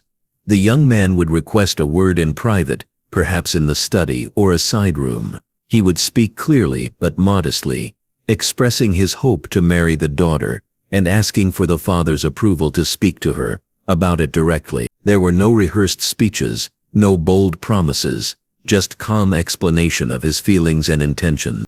Fathers did not always give an answer right away. They might ask questions about the man's income, his occupation, his family history, and his long-term plans. It was understood that a man who wished to marry must be able to provide stability and support. A strong heart was not enough. He needed to offer a steady future. If the father knew the man well, this process might feel more like confirmation than evaluation. But if the man was less familiar, the conversation might be longer. Either way, the outcome mattered deeply. If permission was granted, it was given with the quiet dignity that shaped all aspects of Victorian family life. The father might place a hand on the young man's shoulder or offer a short nod of approval. He might express his trust or extend a simple statement of blessing. Once this was done, the young man had the freedom to propose to the daughter, but even then, the manner in which he did so remained calm and composed. The entire event reflected the values of the time: patience, respect, and structure. In some families, mothers played an important role too. Though the final decision often rested with the father, a mother's opinion could influence whether permission was given. She might speak quietly to her husband in advance, sharing her observations about the suitor's character or how the daughter felt in his presence. While her voice was gentle, it carried weight. Mothers had an understanding of the emotions involved, and their insight helped balance the practical focus of the father's approval. When a proposal was finally made, it was done with care. There were no dramatic surprises or public gestures. It happened in a quiet room, often during a walk or visit. The man would speak plainly, express his admiration, and ask the woman to consider becoming his wife. Her response would also be reserved, whether it was yes or no. If she accepted, There might be a small smile, a soft thank you, and a few words of mutual appreciation. There were no elaborate celebrations immediately after. The engagement would be shared with family, followed by congratulations, but everything remained modest and composed. If permission was denied, the young man was expected to step back without protest. He might be given reasons, or he might be told simply that the family did not believe the match was right. This could be painful, but there was little room for argument. Respecting the father's decision was seen as honorable. Even if it ended the courtship, a man who responded with understanding often gained quiet respect. Even in disappointment, that behavior showed maturity, and sometimes, with time, perspectives shifted. For the daughter, knowing that a man had sought her father's blessing before speaking to her about marriage added a layer of security. It meant that he had not acted on impulse. It meant that he had thought carefully and gone through the proper channels. It demonstrated seriousness and sincerity. She knew that her family supported the match. She knew that the man had taken the process seriously. That understanding shaped the way she received his proposal. It was not simply romantic. It was grounded in mutual trust and shared values. This structure helped protect young women from feeling pressured or uncertain. It allowed time for reflection. It involved family support, and it emphasized the belief that marriage was not just an emotional bond. It was a social agreement built on responsibility. The man who followed these steps showed that he was ready not just to love but to commit, to provide and to uphold the expectations of a household. In wealthier families or aristocratic circles, the process could be even more formal. Proposals might require written permission.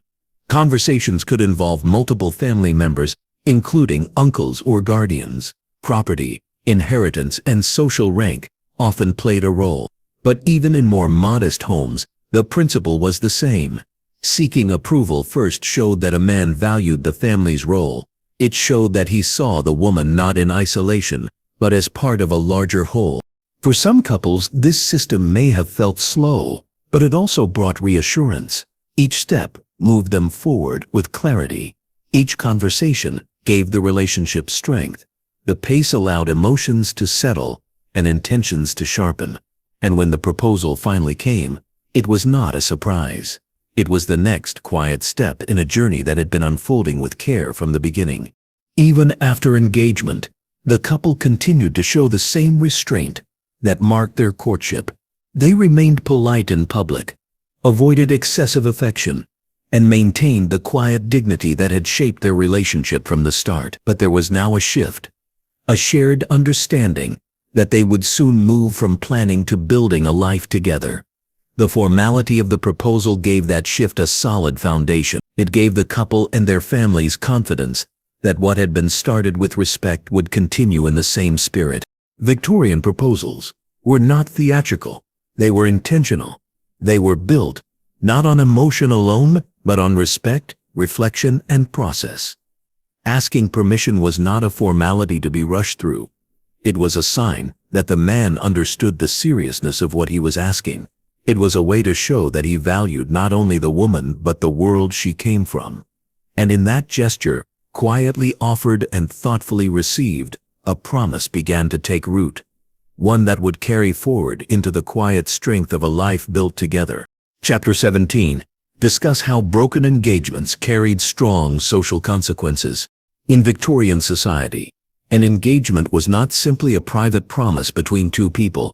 It was a public declaration of intent, a socially binding agreement, and a symbol of a future already set in motion. To become engaged was to step into a new role with clear expectations and shared responsibilities, not just between the couple, but also between their families. It was an announcement that both households had given their approval, that plans were being made, and that a formal union was soon to follow. Because of this, breaking an engagement was not viewed as a personal decision made in isolation. It carried weight, scrutiny, and consequences that could ripple far beyond the individuals involved. Ending an engagement in the Victorian era was rare. But when it did happen, it was almost always surrounded by tension, speculation, and quiet judgment.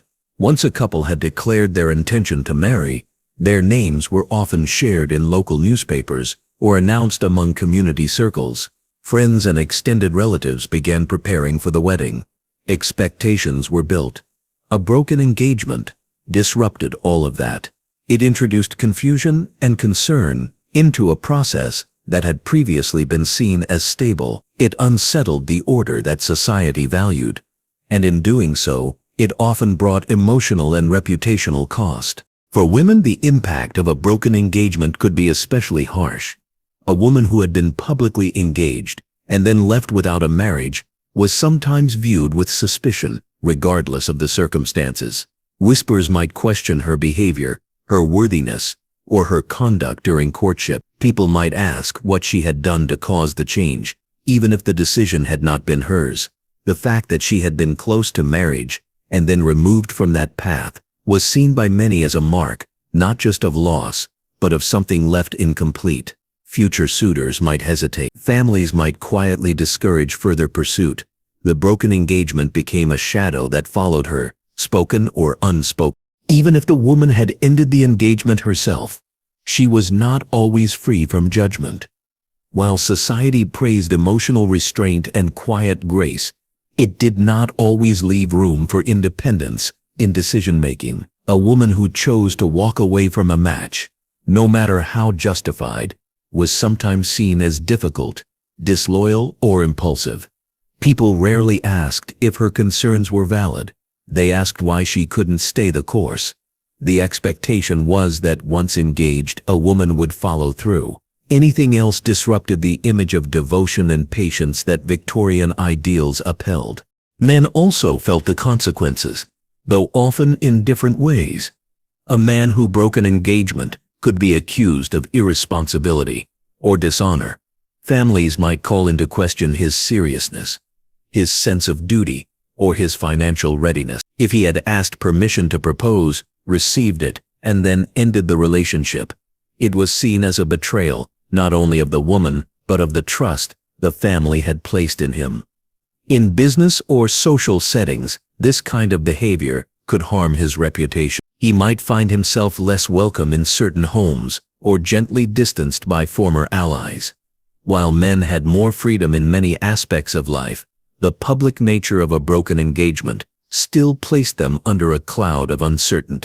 In some cases, legal matters could even come into play. A broken engagement, depending on the situation, might lead to court disputes over property, gifts, or expectations of marriage. There were instances where individuals sued for breach of promise, claiming that the broken engagement had caused financial or emotional harm. These cases were rare but notable, especially when they involved members of respected families or those with considerable social standing. A single decision to end an engagement could lead to years of personal and public difficulty. The consequences also extended to the families. Parents who had once proudly announced the engagement now found themselves explaining its end. Siblings who had celebrated the match might feel embarrassed or confused. The household, once aligned around a future marriage, had to readjust. Even if all parties agreed the engagement should end, the disruption to plans and perceptions remained. In communities where news traveled quickly and gossip shaped reality, this disruption left a lasting impression. Despite the risks, some engagements were broken for reasons that could not be ignored. A discovery about character, a hidden truth about finances, or a growing realization of incompatibility could prompt one or both individuals to reconsider. These decisions were often made quietly, with great care, and usually in consultation with family. Even when the process was handled respectfully, the emotional cost remained. There were no easy endings. There was no clean break. Each person had to carry the silence that followed, knowing others might fill that silence with assumptions. In private, the emotional toll could be heavy. A woman might retreat from social activities, spend more time at home, or find herself the subject of unsolicited advice. A man might feel pressure to move on quickly, to restore his public image by appearing unaffected. Both might hold on to letters, shared gifts, or memories that were now too painful to revisit. The end of an engagement was not only the loss of a future, It was the unraveling of something that had already begun to form. And in a society that offered few outlets for emotional expression, the grief was often carried in silence. Some broken engagements, over time, led to reconciliation. A couple might find clarity, apart, and choose to return to one another. But such cases were rare, and even when they occurred, the path back was cautious. Trust had to be rebuilt not only between the couple, but within the families and the social circles they belonged to. The second engagement was always more carefully watched. There was little room for a second misstep. In contrast, a successfully managed engagement, even if delayed or difficult, was seen as a sign of wisdom and strength.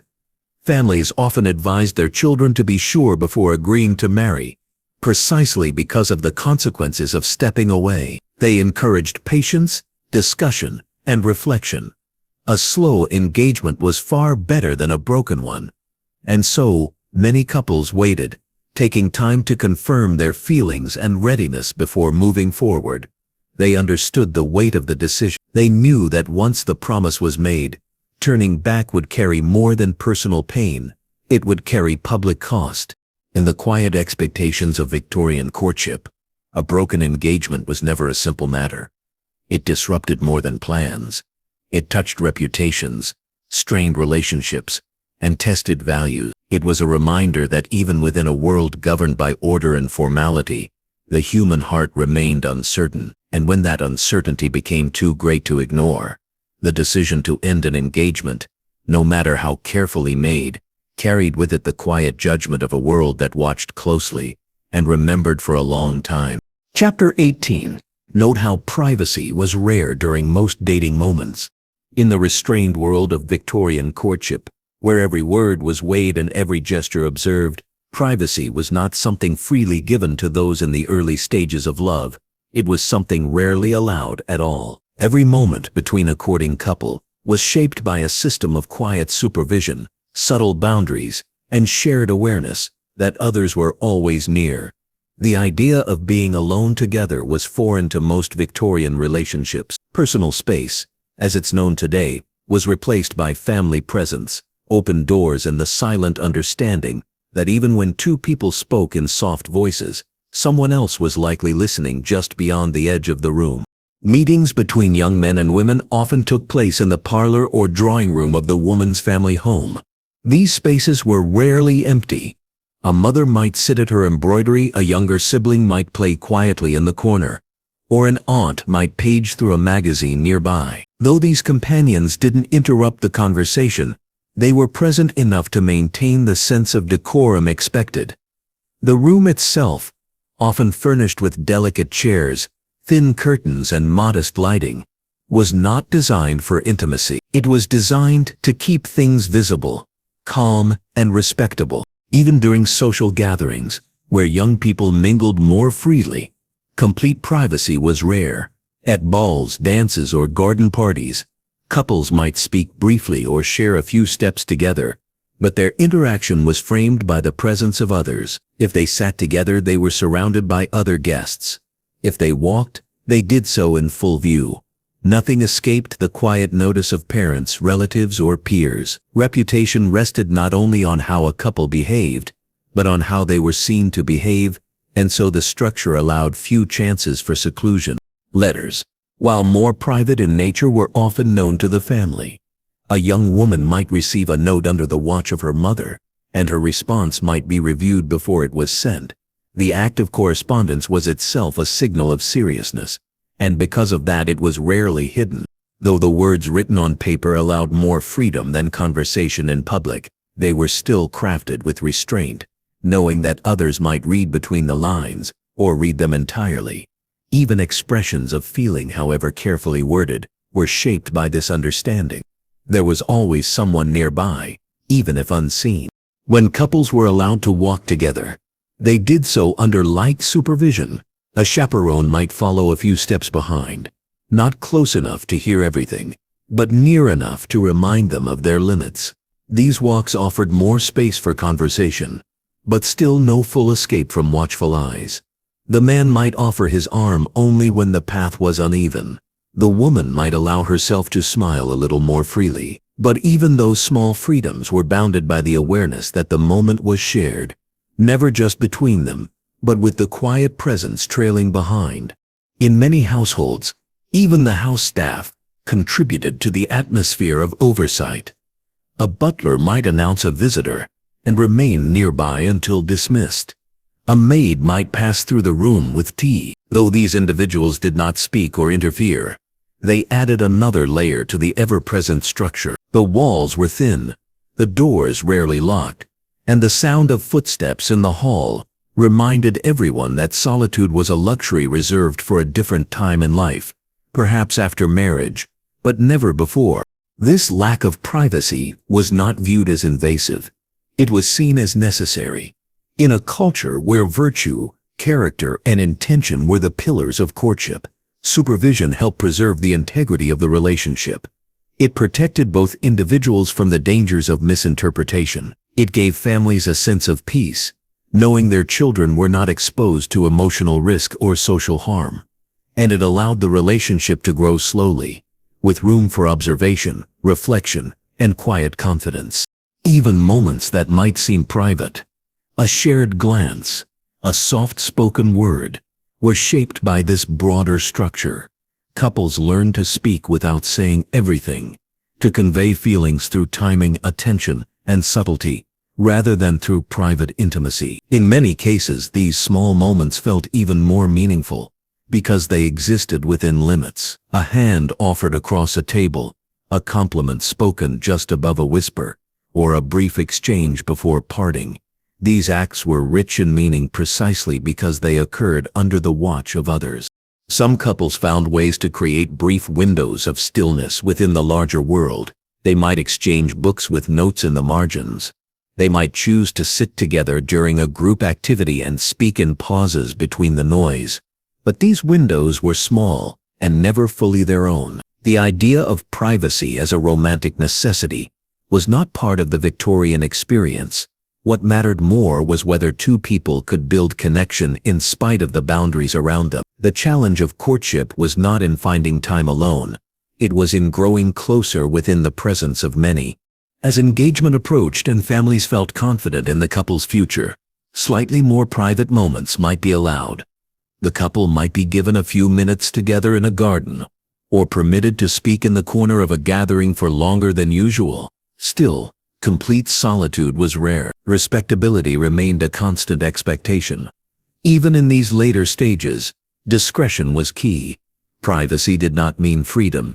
It meant trust had grown just enough to allow a slightly longer leash. What made Victorian dating unique was the way affection was built, through distance rather than closeness. Emotion developed through barriers, not the removal of them. Privacy, when it did occur, felt earned. It was not taken for granted. It arrived not in long hours alone, but in small extensions of space and silence. And for many, those brief moments became treasured memories, because they were hard to find and gently given. In today's world where private communication and unsupervised interaction are common and expected, the idea of dating under constant observation may feel foreign. But for Victorians, it was the very lack of privacy that gave courtship its particular shape. It required patience, it demanded presence, and it taught couples to read each other carefully, not through isolated experience, but through quiet interaction witnessed by others. There is something quietly profound in that kind of relationship, one built not in secrecy, but in stillness, where every step forward was taken with intention, where every shared moment was made more precious by its rarity, and where love was not hidden away from the world, but shaped gently within it. Chapter 19. Share how marriage marked a shift in personal freedom. Marriage in the Victorian era was more than a ceremonial occasion. It was a social transformation that signaled a deep shift in how individuals moved through the world. For many, it was the point at which privacy began to unfold, when supervised interactions gave way to shared living, and when personal choices started to expand within the boundaries of a new lifelong commitment. A man and a woman once carefully separated by chaperones etiquette and family oversight, now stepped into a new kind of freedom. Their conversations no longer required an audience. Their presence no longer needed permission. The marriage bond created a space of personal liberty that courtship, for all its formality, never allowed. For women especially, the change was both liberating and confining. During courtship, a young woman was often subject to strict household routines. Her comings and goings were monitored. Her letters were read. Her time with others was always arranged through someone else. But marriage marked a turning point. Now she could make more choices on her own. She could correspond freely. She could decide how to spend her mornings. She no longer needed a chaperone. Her husband became her closest companion, and in many cases, her only necessary gatekeeper. This shift offered a kind of privacy that had not been possible before, and it was often welcomed with quiet relief. Yet freedom in marriage was also shaped by expectations.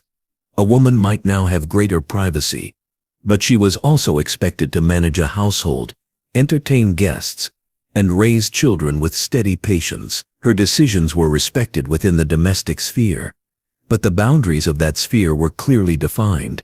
She had more say in how she dressed, who she invited to her home, and how she organized her day. But those freedoms were nested within a larger structure of social roles and family obligations. Her independence expanded, but it did not extend everywhere. For men, marriage often brought greater social standing and responsibility. A husband was no longer a suitor seeking approval. He was a provider, a decision-maker, and the visible head of a family. He could now speak freely with his wife, walk beside her without constraint, and engage in shared plans for the future. He too gained a form of emotional privacy that had been absent during courtship. Thoughts that were once carefully guarded could now be shared. Feelings that were once buried under formality could be expressed in quiet moments.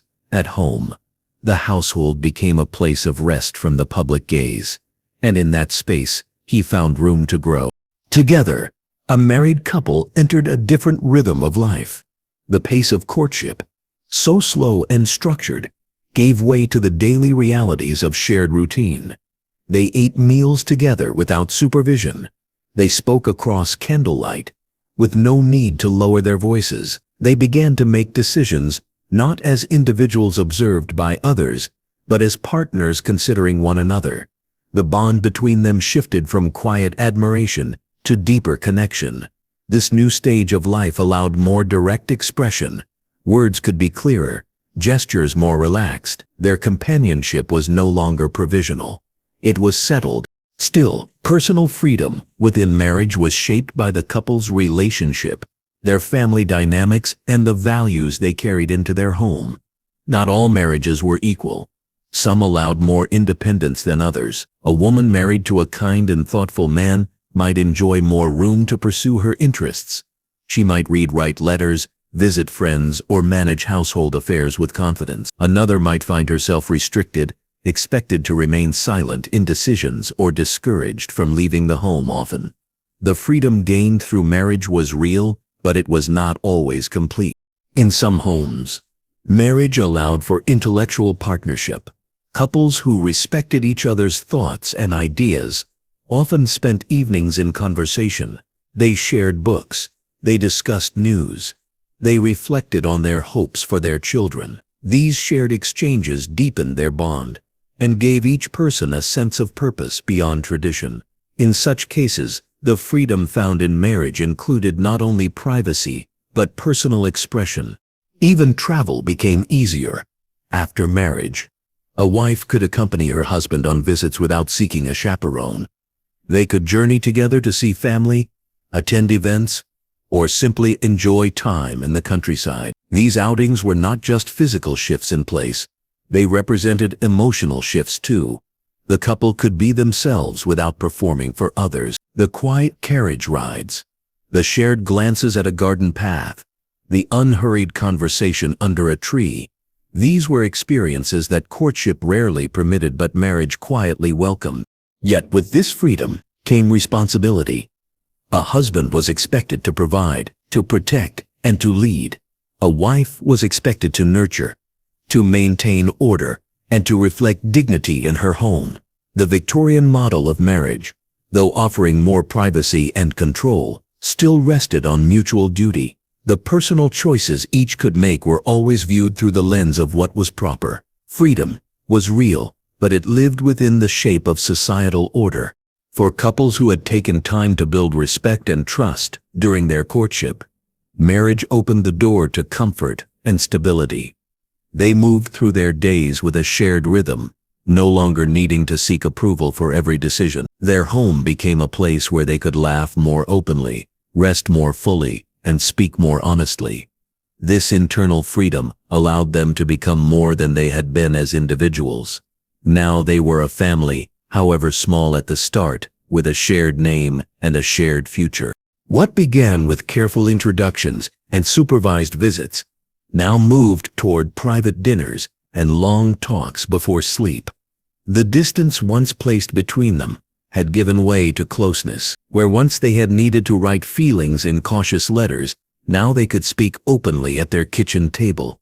Where once they had waited for permission to be alone, now they shared their mornings and evenings without question. In this new space, freedom was not loud or showy. It was quiet, steady, and deeply personal. It looked like the freedom to hold hands without fear of disapproval. It sounded like a soft conversation late at night. It felt like the ability to express one's thoughts without censoring each word. Marriage, though still bound by the expectations of Victorian society, gave couples a place to create something of their own. In that space, privacy and autonomy grew, not without limits, but with enough room to breathe. As time passed, this new freedom became ordinary, but never unappreciated. Each moment shared without supervision reminded them how far they had come from the early careful days of courtship.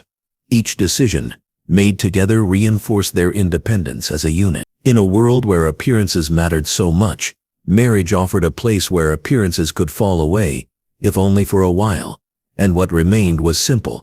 Two people, joined in purpose with room to be themselves. Chapter 20. End by summarizing how structure shaped every romantic step. Every stage of Victorian romance followed a quiet, deliberate rhythm, where each step forward was shaped not by impulse but by structure. The boundaries set in place were not meant to hinder affection, but to direct it, guiding two individuals through a carefully measured process that emphasized patience, propriety, and mutual respect. From the first glance across a parlor to the final vow exchanged at the altar, every moment was surrounded by layers of social expectation. There was little room for spontaneity, but there was deep space for intention. The structure did not merely support romance, it defined it, giving it form, timing, and meaning that were consistent across classes and households. A courtship often began with introductions that had been planned and approved. A family member might arrange the first conversation, or a mutual acquaintance might mention one name to another. This method of introduction ensured that suitability came first. Emotional interest could develop later, but the foundation had to be strong. Structure ensured that young people did not wander aimlessly in matters of the heart. They were taught to be selective, thoughtful, and aware of what was expected of them, not only as individuals, but as future contributors to family lineage and community standing. Once introduced, communication between two people remained under supervision. Their conversations took place within the hearing of others. Their walks were accompanied by chaperones, and even their letter writing was done with care. Nothing was hidden. The structure ensured that transparency and caution were central to the early stages of love. Young men were discouraged from flattery or flirtation. Young women were warned against being too eager or too reserved. Each word spoken and each gesture exchanged had to fall within the bounds of decency. This made every interaction more meaningful. Since they were limited, they had to count. The emotional pace of these relationships was not rapid. Days passed slowly. Visits were short and scheduled. Letters took time to write and even longer to deliver. This enforced delay allowed emotions to settle. Affection could deepen without the heat of haste. Structure held back rash decisions. It gave both families and individuals time to observe, to reflect, and to decide whether the connection was truly suitable. With every week that passed, the couple grew more familiar, not through passion but through presence. The predictability of structure allowed trust to take root, carefully and fully. Family involvement remained strong throughout the entire process. A courtship was never just about two people. It included parents, siblings, and sometimes even distant relatives, all offering guidance and insight. Their presence served as a safeguard. They looked for signs of compatibility, sincerity, and potential for a lasting union. If doubts arose, they were discussed quietly, often before the couple even realized them. Structure gave voice to the wisdom of others. It turned personal affection into a communal concern, ensuring that love did not lead to isolation, but to integration within a larger family unit. Intimacy was reserved for the rarest moments. A shared look, a brush of the hand, a few extra minutes of conversation before parting. These became significant milestones. Because the structure limited private time, every small gesture carried weight. A simple walk could mean more than an entire date in modern terms. A letter could become a treasured object, read and reread in private. The scarcity of opportunity created depth. When nothing was taken for granted, everything mattered. Gifts were exchanged carefully, chosen not for extravagance but for thoughtfulness. A pressed flower, a ribbon, or a small book, all chosen with modesty and meaning. Structure discouraged grand gestures. It favored simplicity, which helped keep focus on character rather than wealth or show. A gift was an expression of respect, not a tool for persuasion. These items reflected the quiet consistency of affection rather than its intensity. Each token became a quiet reminder of intention. As the relationship moved closer to engagement, the structure remained firm. Proposals were rarely spontaneous. They were preceded by careful conversations, sometimes between families before the couple themselves were fully aware. A suitor often asked for permission first, ensuring that his request would be received with preparedness rather than surprise. This step was not seen as restrictive, but respectful. It honored the family's role and acknowledged that marriage affected more than just the individuals involved. Even after engagement, discretion was expected. Public displays remained minimal. Celebration was modest. Everything stayed within the pattern. The structure extended even to the emotional landscape. Expressions of love were subtle. Tears, declarations, and passionate speech were viewed with caution. Restraint was not the absence of emotion, but the evidence of maturity. People were encouraged to show affection through steadiness, support, and service, rather than through elaborate words. Feelings were measured by actions over time, not by outbursts of sentiment. In this way, structure shaped not only what was done, but how it was felt. Once the marriage was formalized, the structure began to soften. The couple gained more freedom, more privacy, and more opportunity to shape their lives independently. But even within marriage, expectations remained. Roles were defined. Conduct was monitored. Community ties continued. Yet now, affection could flourish in a new way, no longer supervised, but still framed by shared values. What had begun with limitation ended with partnership. Structure had served its purpose. It had guided the couple from strangers to companions with trust, clarity, and stability. Victorian courtship was not designed for excitement. It was built for endurance. Each rule had a reason. Each delay served a purpose.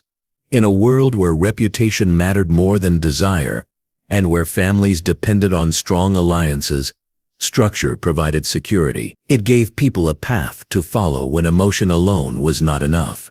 And in doing so, it shaped the way love was expressed, protected, and preserved. Looking back, the quiet discipline of Victorian romance may seem distant from today's fast-moving world. But its lessons remain. When love is approached with patience, with purpose, and with respect for boundaries, it can grow in ways that last. The structure may have been rigid, but the relationships it fostered, often carried a quiet depth that time could not erase. In every step from the first meeting to the final promise, there was a gentle order, and within that order, love found its shape.